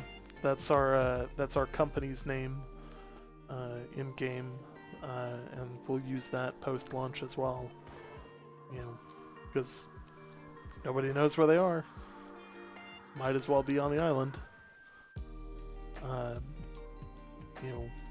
You could potentially see Roanoke as well. We're just gonna slowly add just stuff that's disappeared unexpectedly, like Roswell UFO, sort of Elvis Presley. You could add stuff, all the conspiracy theory sort of stuff, just add it to the game. You know, I think it's all pretty fair game. Um, you know, I think it'd be quite comical if you were down in like Cutlass Keys and all of a sudden you ran into you know, a couple of skeletons on the beach, and it's, you know, a call out to like Gilligan's Island and stuff like that.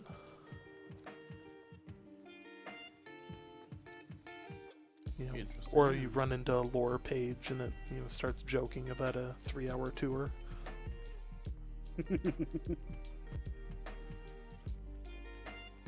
Like, you know, there's a bunch of stuff that they could do, and you know, naturally, because it's its own, you know, unique IP, and you know, frankly, they have the capability of going whatever direction they feel like.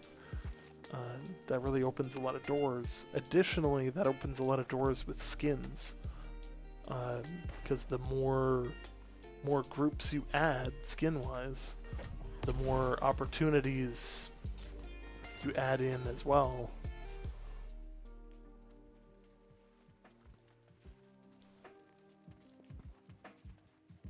Yeah. So it'd be interesting to know from chat, from people in watching, what they would think of as, you know, in terms of the sort of potential for skins in this game, whether people would tolerate, like, you know, buying a single skin and having that being like, you know, essentially you have that forever until you sell it or whatever, right? And you can apply it endlessly to whatever, like to you know, in-game clothing or weapons or whatever the skin is, you know, relating to, right? Or if people would be interested in having a skin pack that has, say, you know, 100 skins for like $1.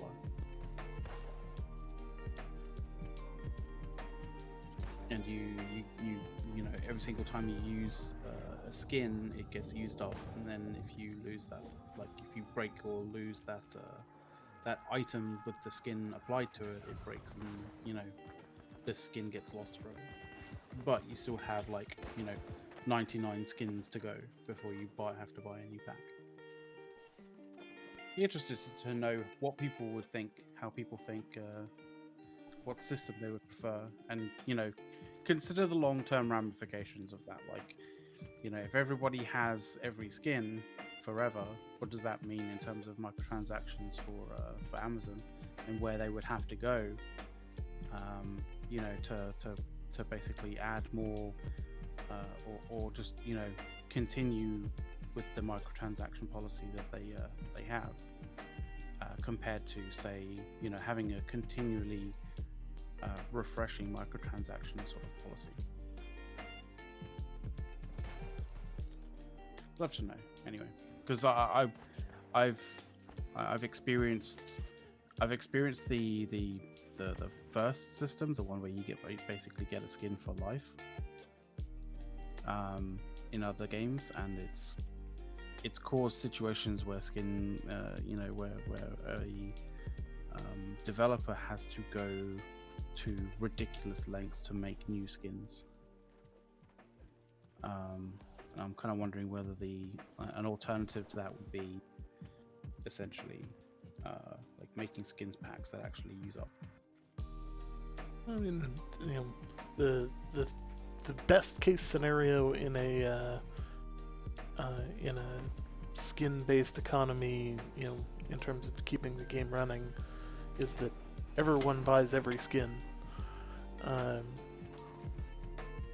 know, I have a feeling that there's going to be many skins that are going to be very worthwhile.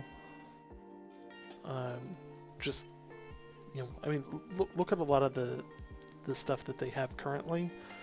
Much of it is pretty basic, or it's very, like, like the coat that you're wearing right now in the game, it's covered in coral. Maybe being able to get a pirate coat that is fully clean. Um, that to me would be of interest. I know when I was playing the preview, like all I cared about was keeping the cosmetics looking pretty. When I was in the preview, at least. Keeping yourself looking fly. Mm-hmm. Yeah, that's understandable.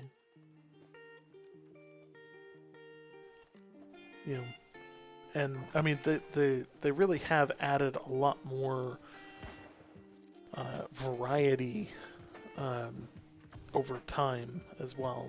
Like everything used to be very, you knew exactly what tier of gear people were wearing because everything looked the same. Going from Alpha 1 to Alpha 2, they added so much, and can't really talk about Alpha 3 all that much. But it's, I think there's a lot of variety there. And if you look at a lot of the stuff, I think that there's a good opportunity to add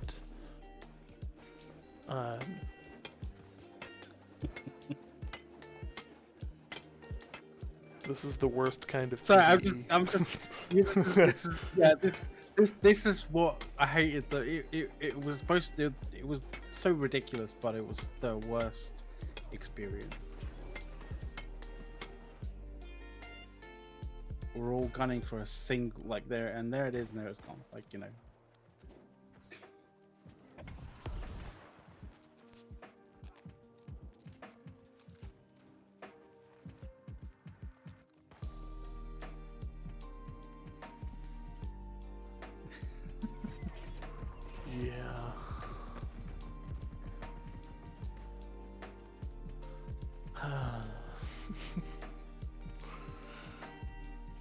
This trying to get the amethyst catalyst, man. Like the questing setup and kind of the whole like process has been changed.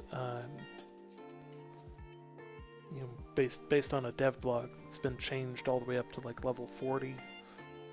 Adding in a little bit more, not a little bit more, adding in a substantial amount more to do, more missions,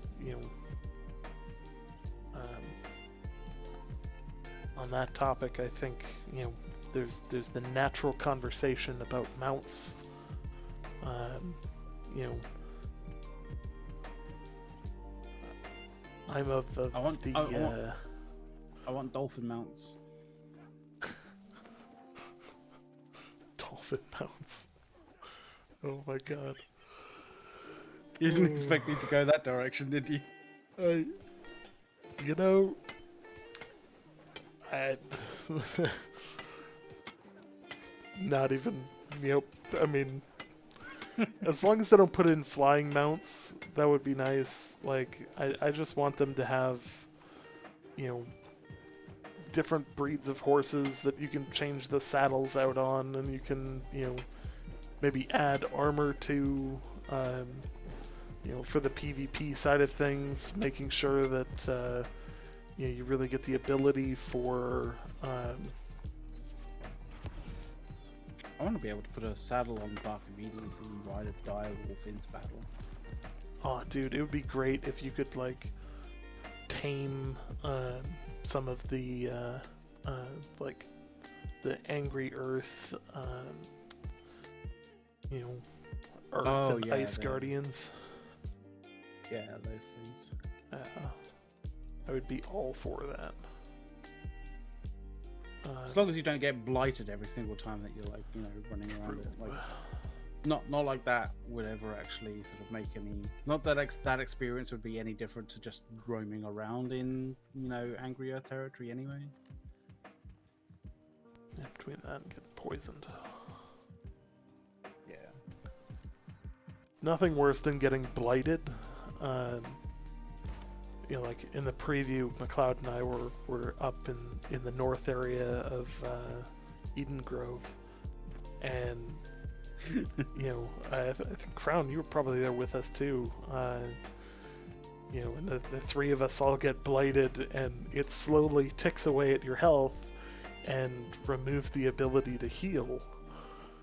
So, and it's like 175 seconds long, so it's just like this slow roll, just watching yourself die, and it's like, we don't have potions for this.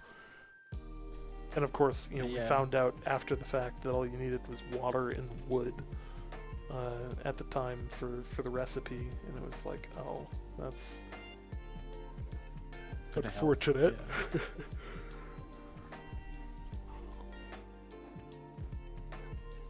But yeah, 100 seconds later, watching yourself die of being blighted is unfortunate. We're just there trying to pump ourselves with like healing potions and like sort of like magic heals and all of that kind of shit. And it's just like none of it's working. None of it's working at all.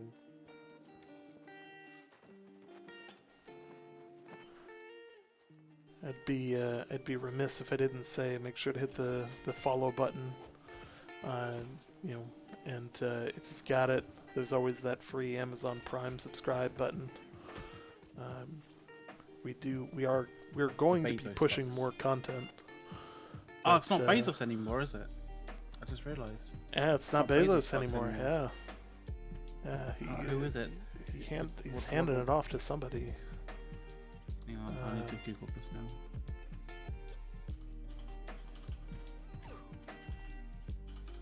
Fuck you. No, not me.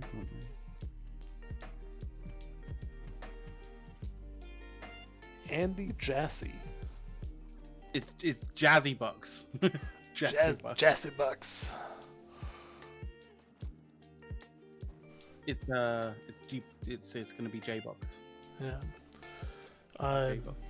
Another interesting development for New World, and if people or New World or Amazon Game Studio as a whole, if you haven't seen it, Amazon Game Studio is standing up a new studio within the studio, or a new location of their studio in Montreal.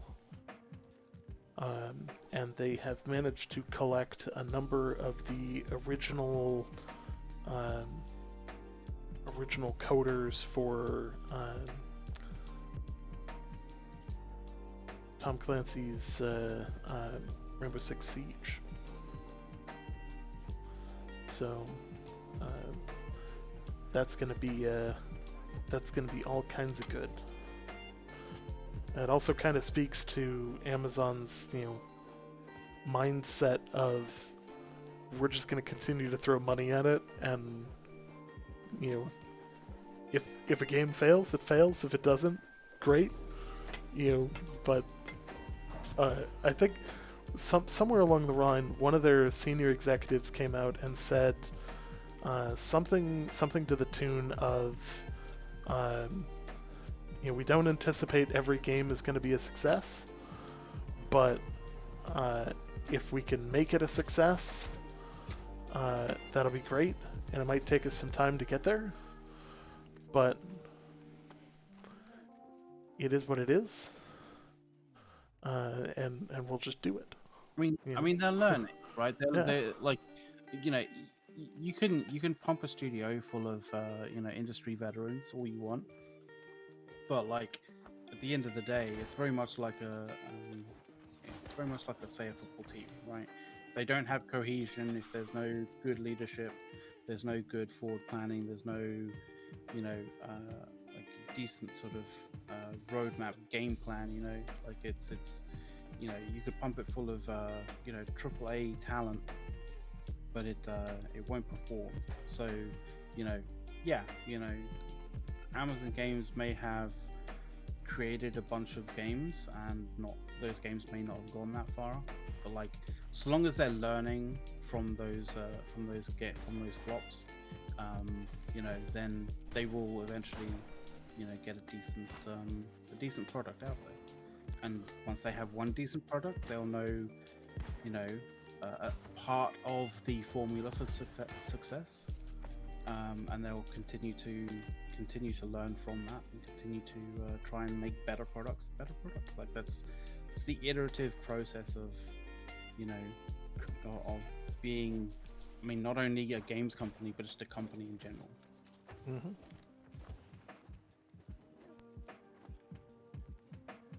It's a good thing they didn't have friendly fire in the game. Yeah. Yeah. True that. So, if this was Alpha 1, all but one of these guys would be dead. Because, that would have been that. Actually, no. People would have turned on criminal intent, and then, they would have killed the criminal. Everyone else would have been fine.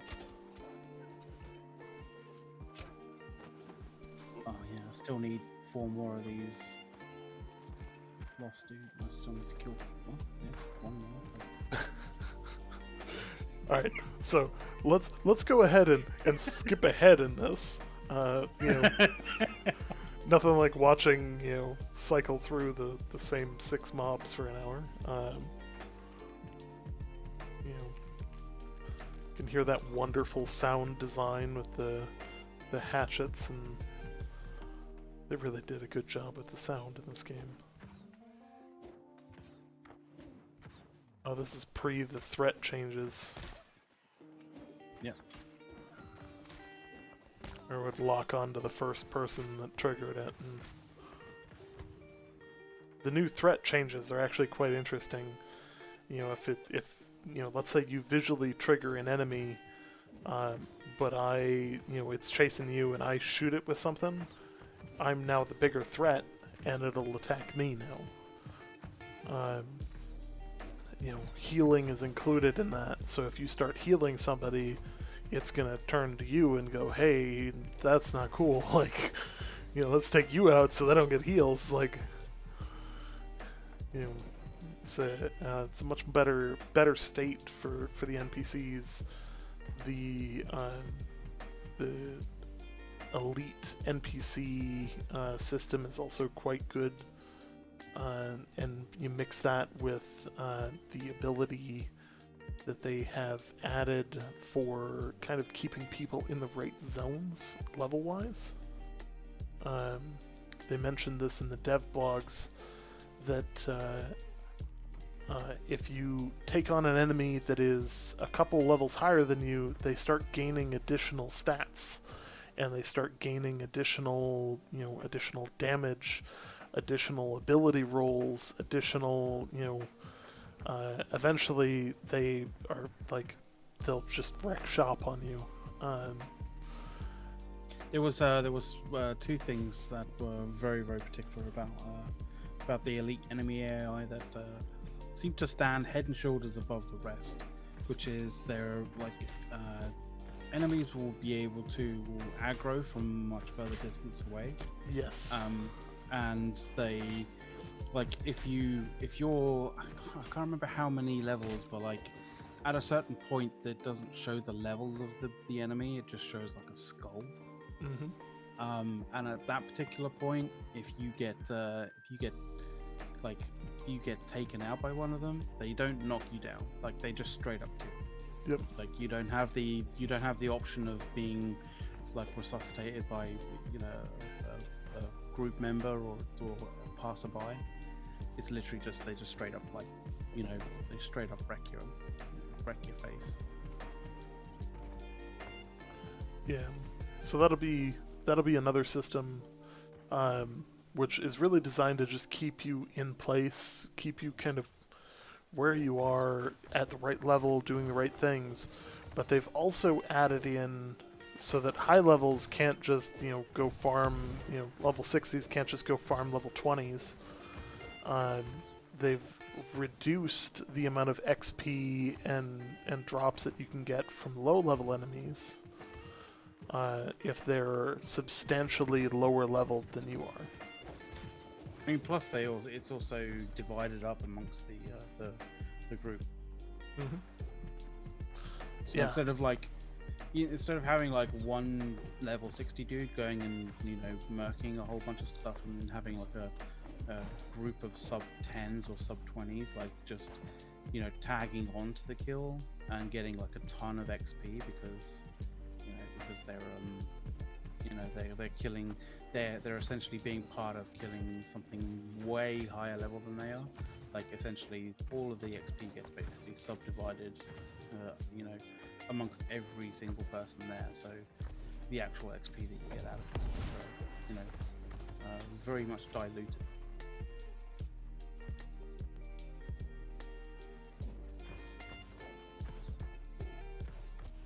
I think that makes for a better system overall, a less abusable system, I believe.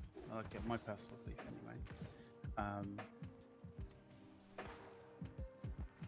Because I think one of the things when it comes to, what mechanics are abusable, a lot of the people who are trying to abuse systems for the betterment of, or for shortcuts, are essentially trying to see the mechanics that are the one versus many mechanics. The one to many, like the things that basically multiply the effort. Ah, yes. Up in Shattered Mountain. Oh god, I remember this. Oh yeah, we'll jump. Yep. Yeah. Oh no, Christ. It's just like This Not is jumping the off? definition of shock drop trooper right here. Like, I think I was like answering the phone or something right now, and then in a moment I'm just like, YOLO, then just jump.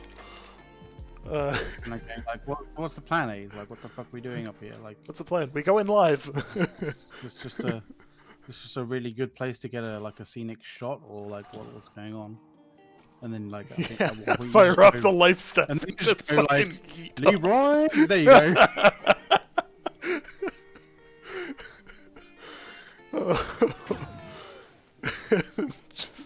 just fire off the life staff and just yeet off onto a building below. Yeah, cause I remember because it's like, is the life start like? Do I need to use the life stuff? Can I just jump off here? Like, it's like, nah, you're gonna want to use the life stuff. Oh god, that's great right there. I liked my get up in this, by the way. Like, it was janky as hell because I'm using like heavy plate stuff with like light stuff. But I was like, it looks cool.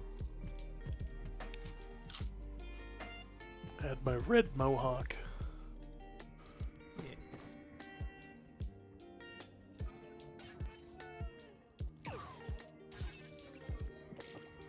Yeah, this is after I hid my black dye. People kept harassing me about it.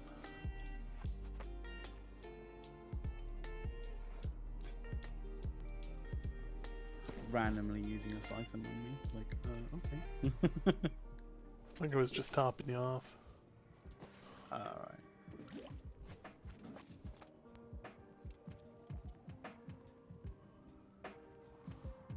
So the reason for standing on top of the buildings right now is that if you're on the ground level here, you took corruption damage. Or I thought we were gonna take corruption damage, but then didn't.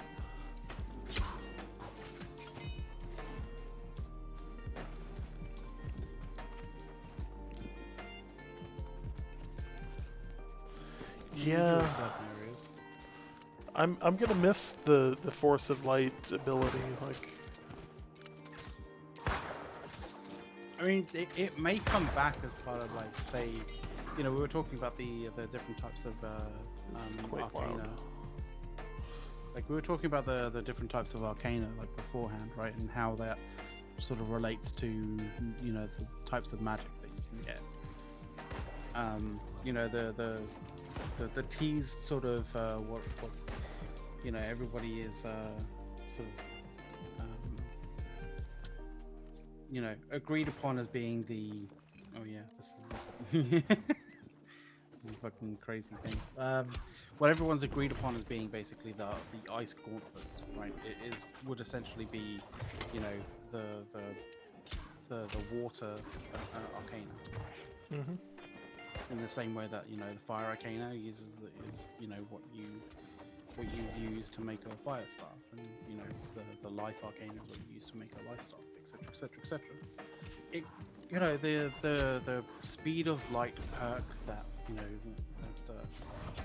we all love to hate and hate to love, may come back as, like, say for example, an air ability or an air magic staff or item of some form. I mean, to me that would make sense. Oh yeah. And I would imagine if they brought in air, it makes sense to. How did you get stuck on a fireplace? I literally have no idea how I did. And oh, there we go.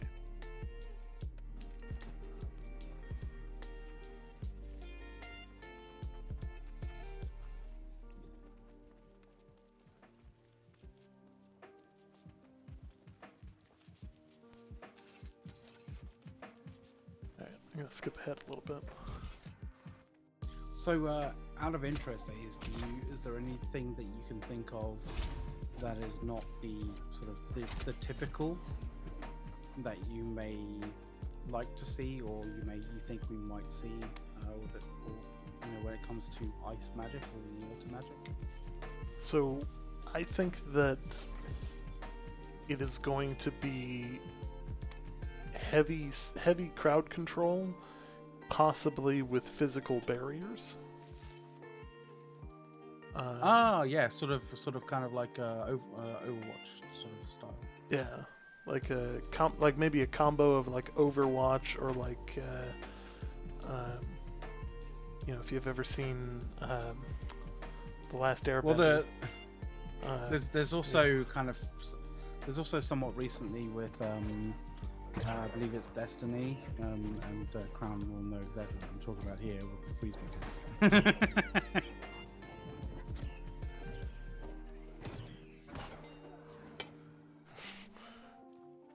Yeah, hopefully it's not the stasis from Destiny. Yeah. That would be rough. The Streamlabs bot is correct. Make sure to hit that follow button. If I do get to freeze people in place as a crowd control mechanic, expect me to do sort of if we're when we get to actually sort of stream it and stuff, expect me to use Arnold Schwarzenegger Mr. Freeze quotes constantly.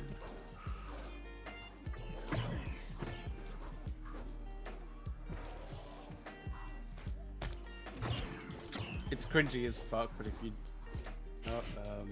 one of the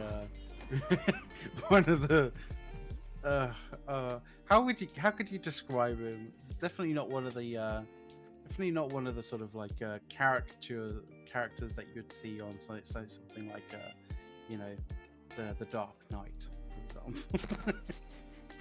example. Not even a little. It's like Jim Carrey's Joker, kind of in that sort of like cartoon styled, not cartoon, Batman villain,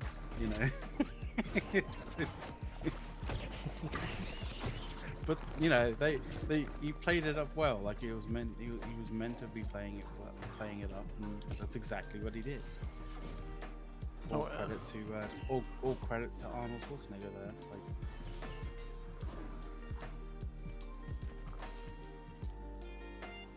Is it? I thought I just learned something about the Schwarzeneggers that are. Is it Chris Pratt? Is he dating Arnold's daughter? If I remember right. That's a brave dude. That's. You gotta be either brave or very, very sure of yourself in that regard.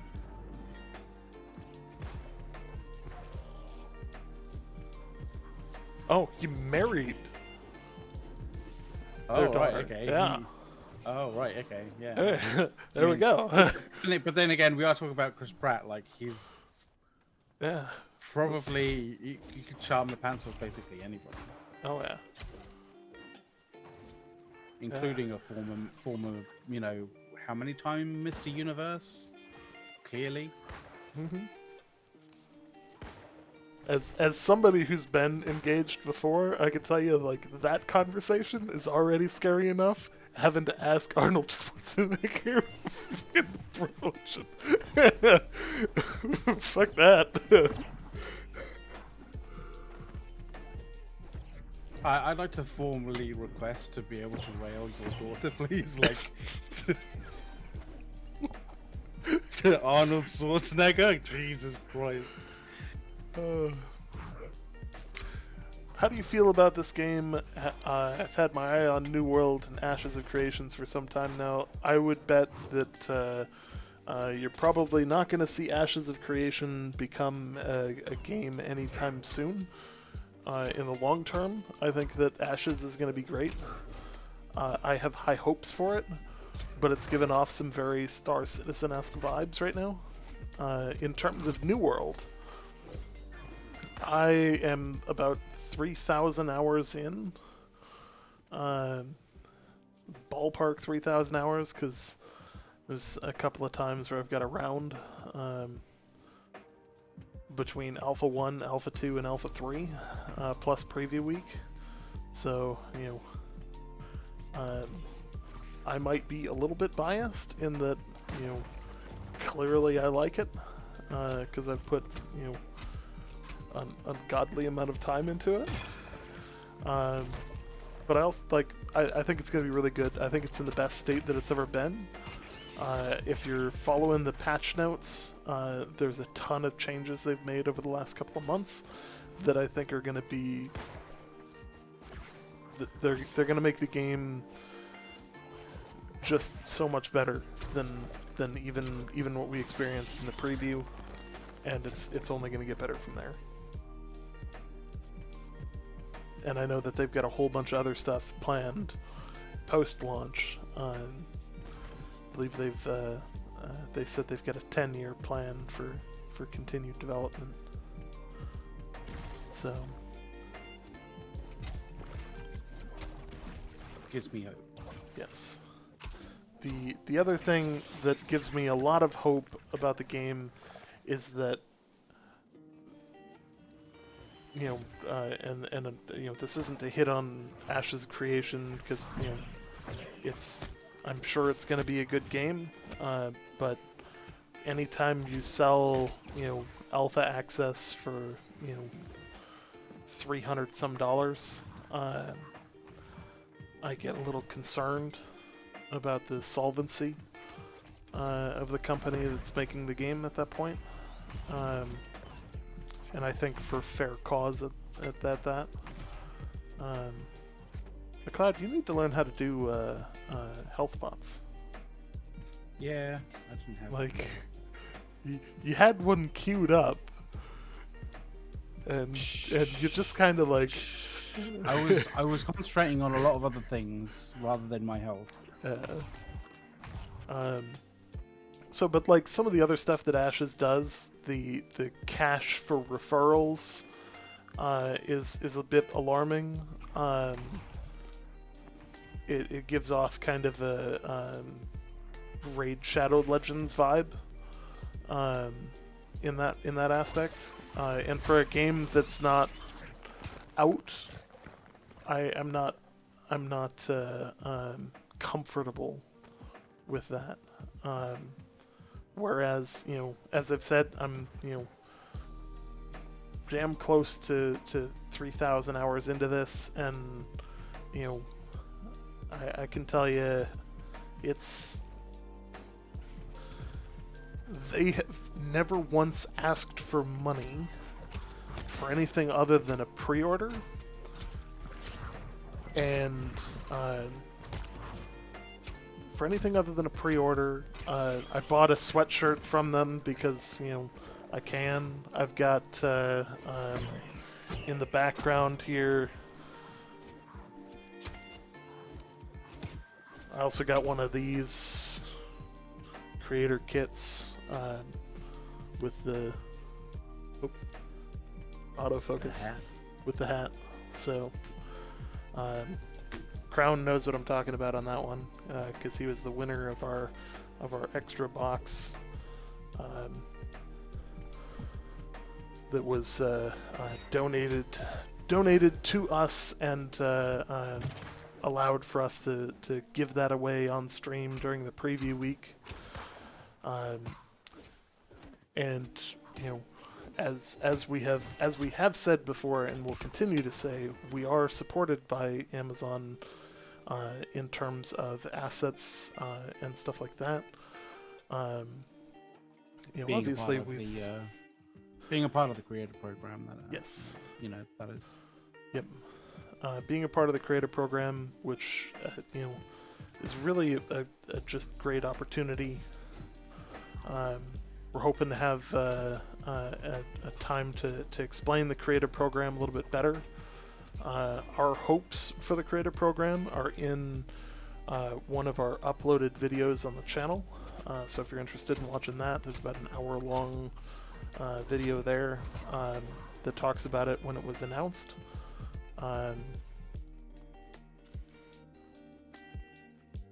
How has the combat been in New World since the patch? With one, if it's alpha related, we can't talk about it. You know, 2, which patch? And 3, you know. I mean, I'll just say, yeah, like, you know, it's alpha related, so I can't answer. So I'm just gonna say that with regards to my experience with it, like, considering I have a sort of like pretty much like 100 millisecond ping, like it's never fantastic, you know, PvPing with 100 millisecond ping on almost any game. So you know, I'm gonna be enjoying playing North America servers with A's and stuff, but I'm also gonna be playing, like, you know, European servers as well, because the ping, I'm gonna really enjoy the much reduced ping on European servers.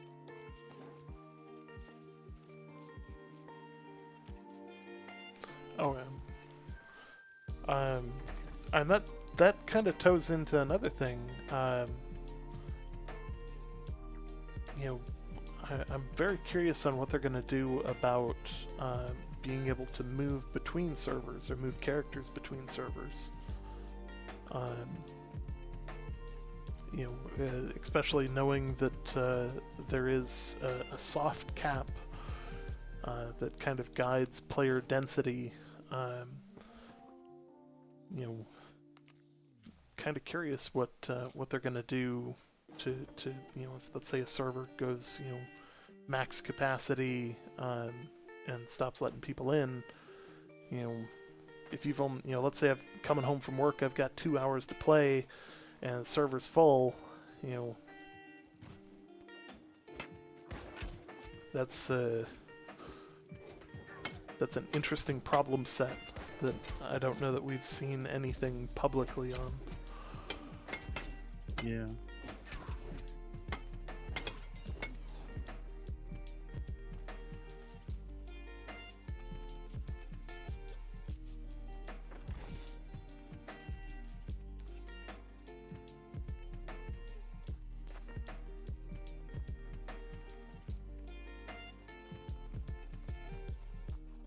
Do you think it's going to be something that is like a service outside of the game, or do you think there might be a way of being able to move from one server to another in a sort of a slightly, say, lore-related way?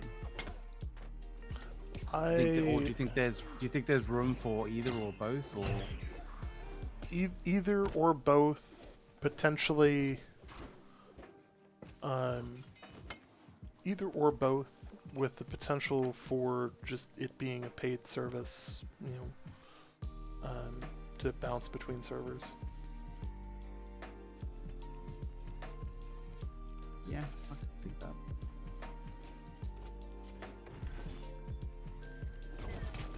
sometimes in-game, ways of doing things can be min-maxed by player groups, and it's too easy. If the way of doing it is kind of there's if a shortcut is found on how to do it, then it can not bode well for the majority of servers.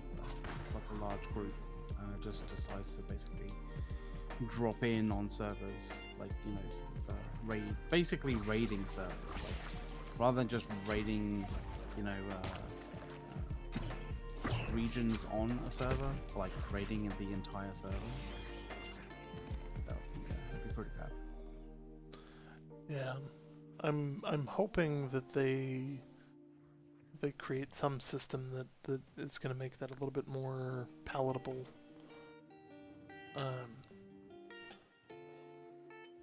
Because there's obviously going to be certain people who want to play together. There's going to be players who want to play on a high density server because hey, that's where all the PvP is, right?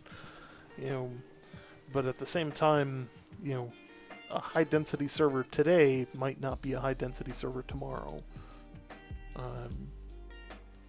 And I think that there is something to note there that, potentially starting getting your levels and stuff like that on a lower level server, dependent on, the ability to move between servers might be a good idea. You just saw me there respecing to the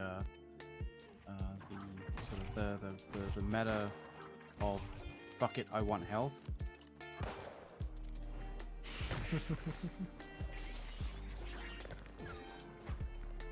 Yeah, Constitution tanking has been a challenge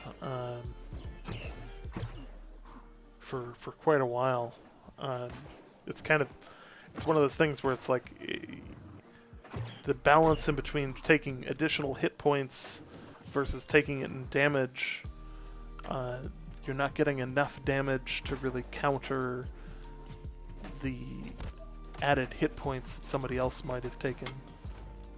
So like the glass cannon,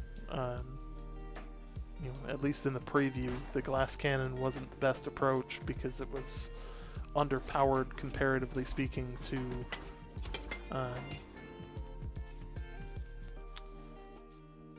the tanking the crap out of Constitution. Yeah.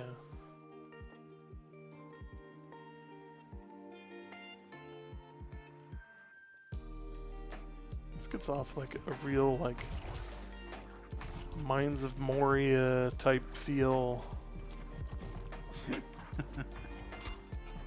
This got me like really annoyed. Like this kind of having to go through all of these tendrils in this area. It's just like, oh yeah.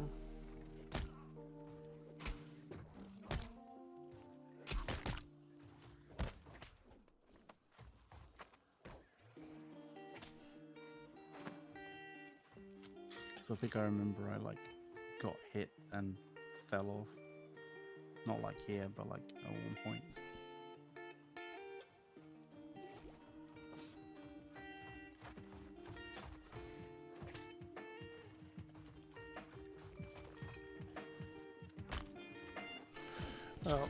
So we've been going for about 2.5 hours. I don't know about you, McLeod, but I am a bit on the tired side.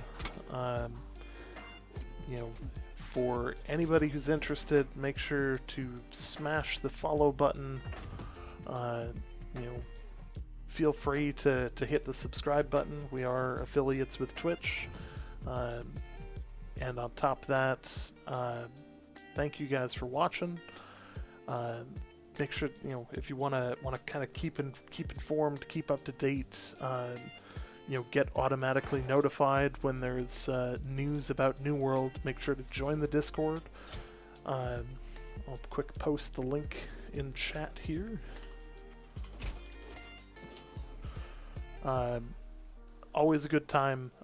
We will be in the public chat channel just following the show. And we hang out in there most days. So if you guys are interested in chatting, feel free to drop in. But with that, I think we're going to wrap things up and call it a day here. And again, thank you guys for watching. Till then, see you in the new world.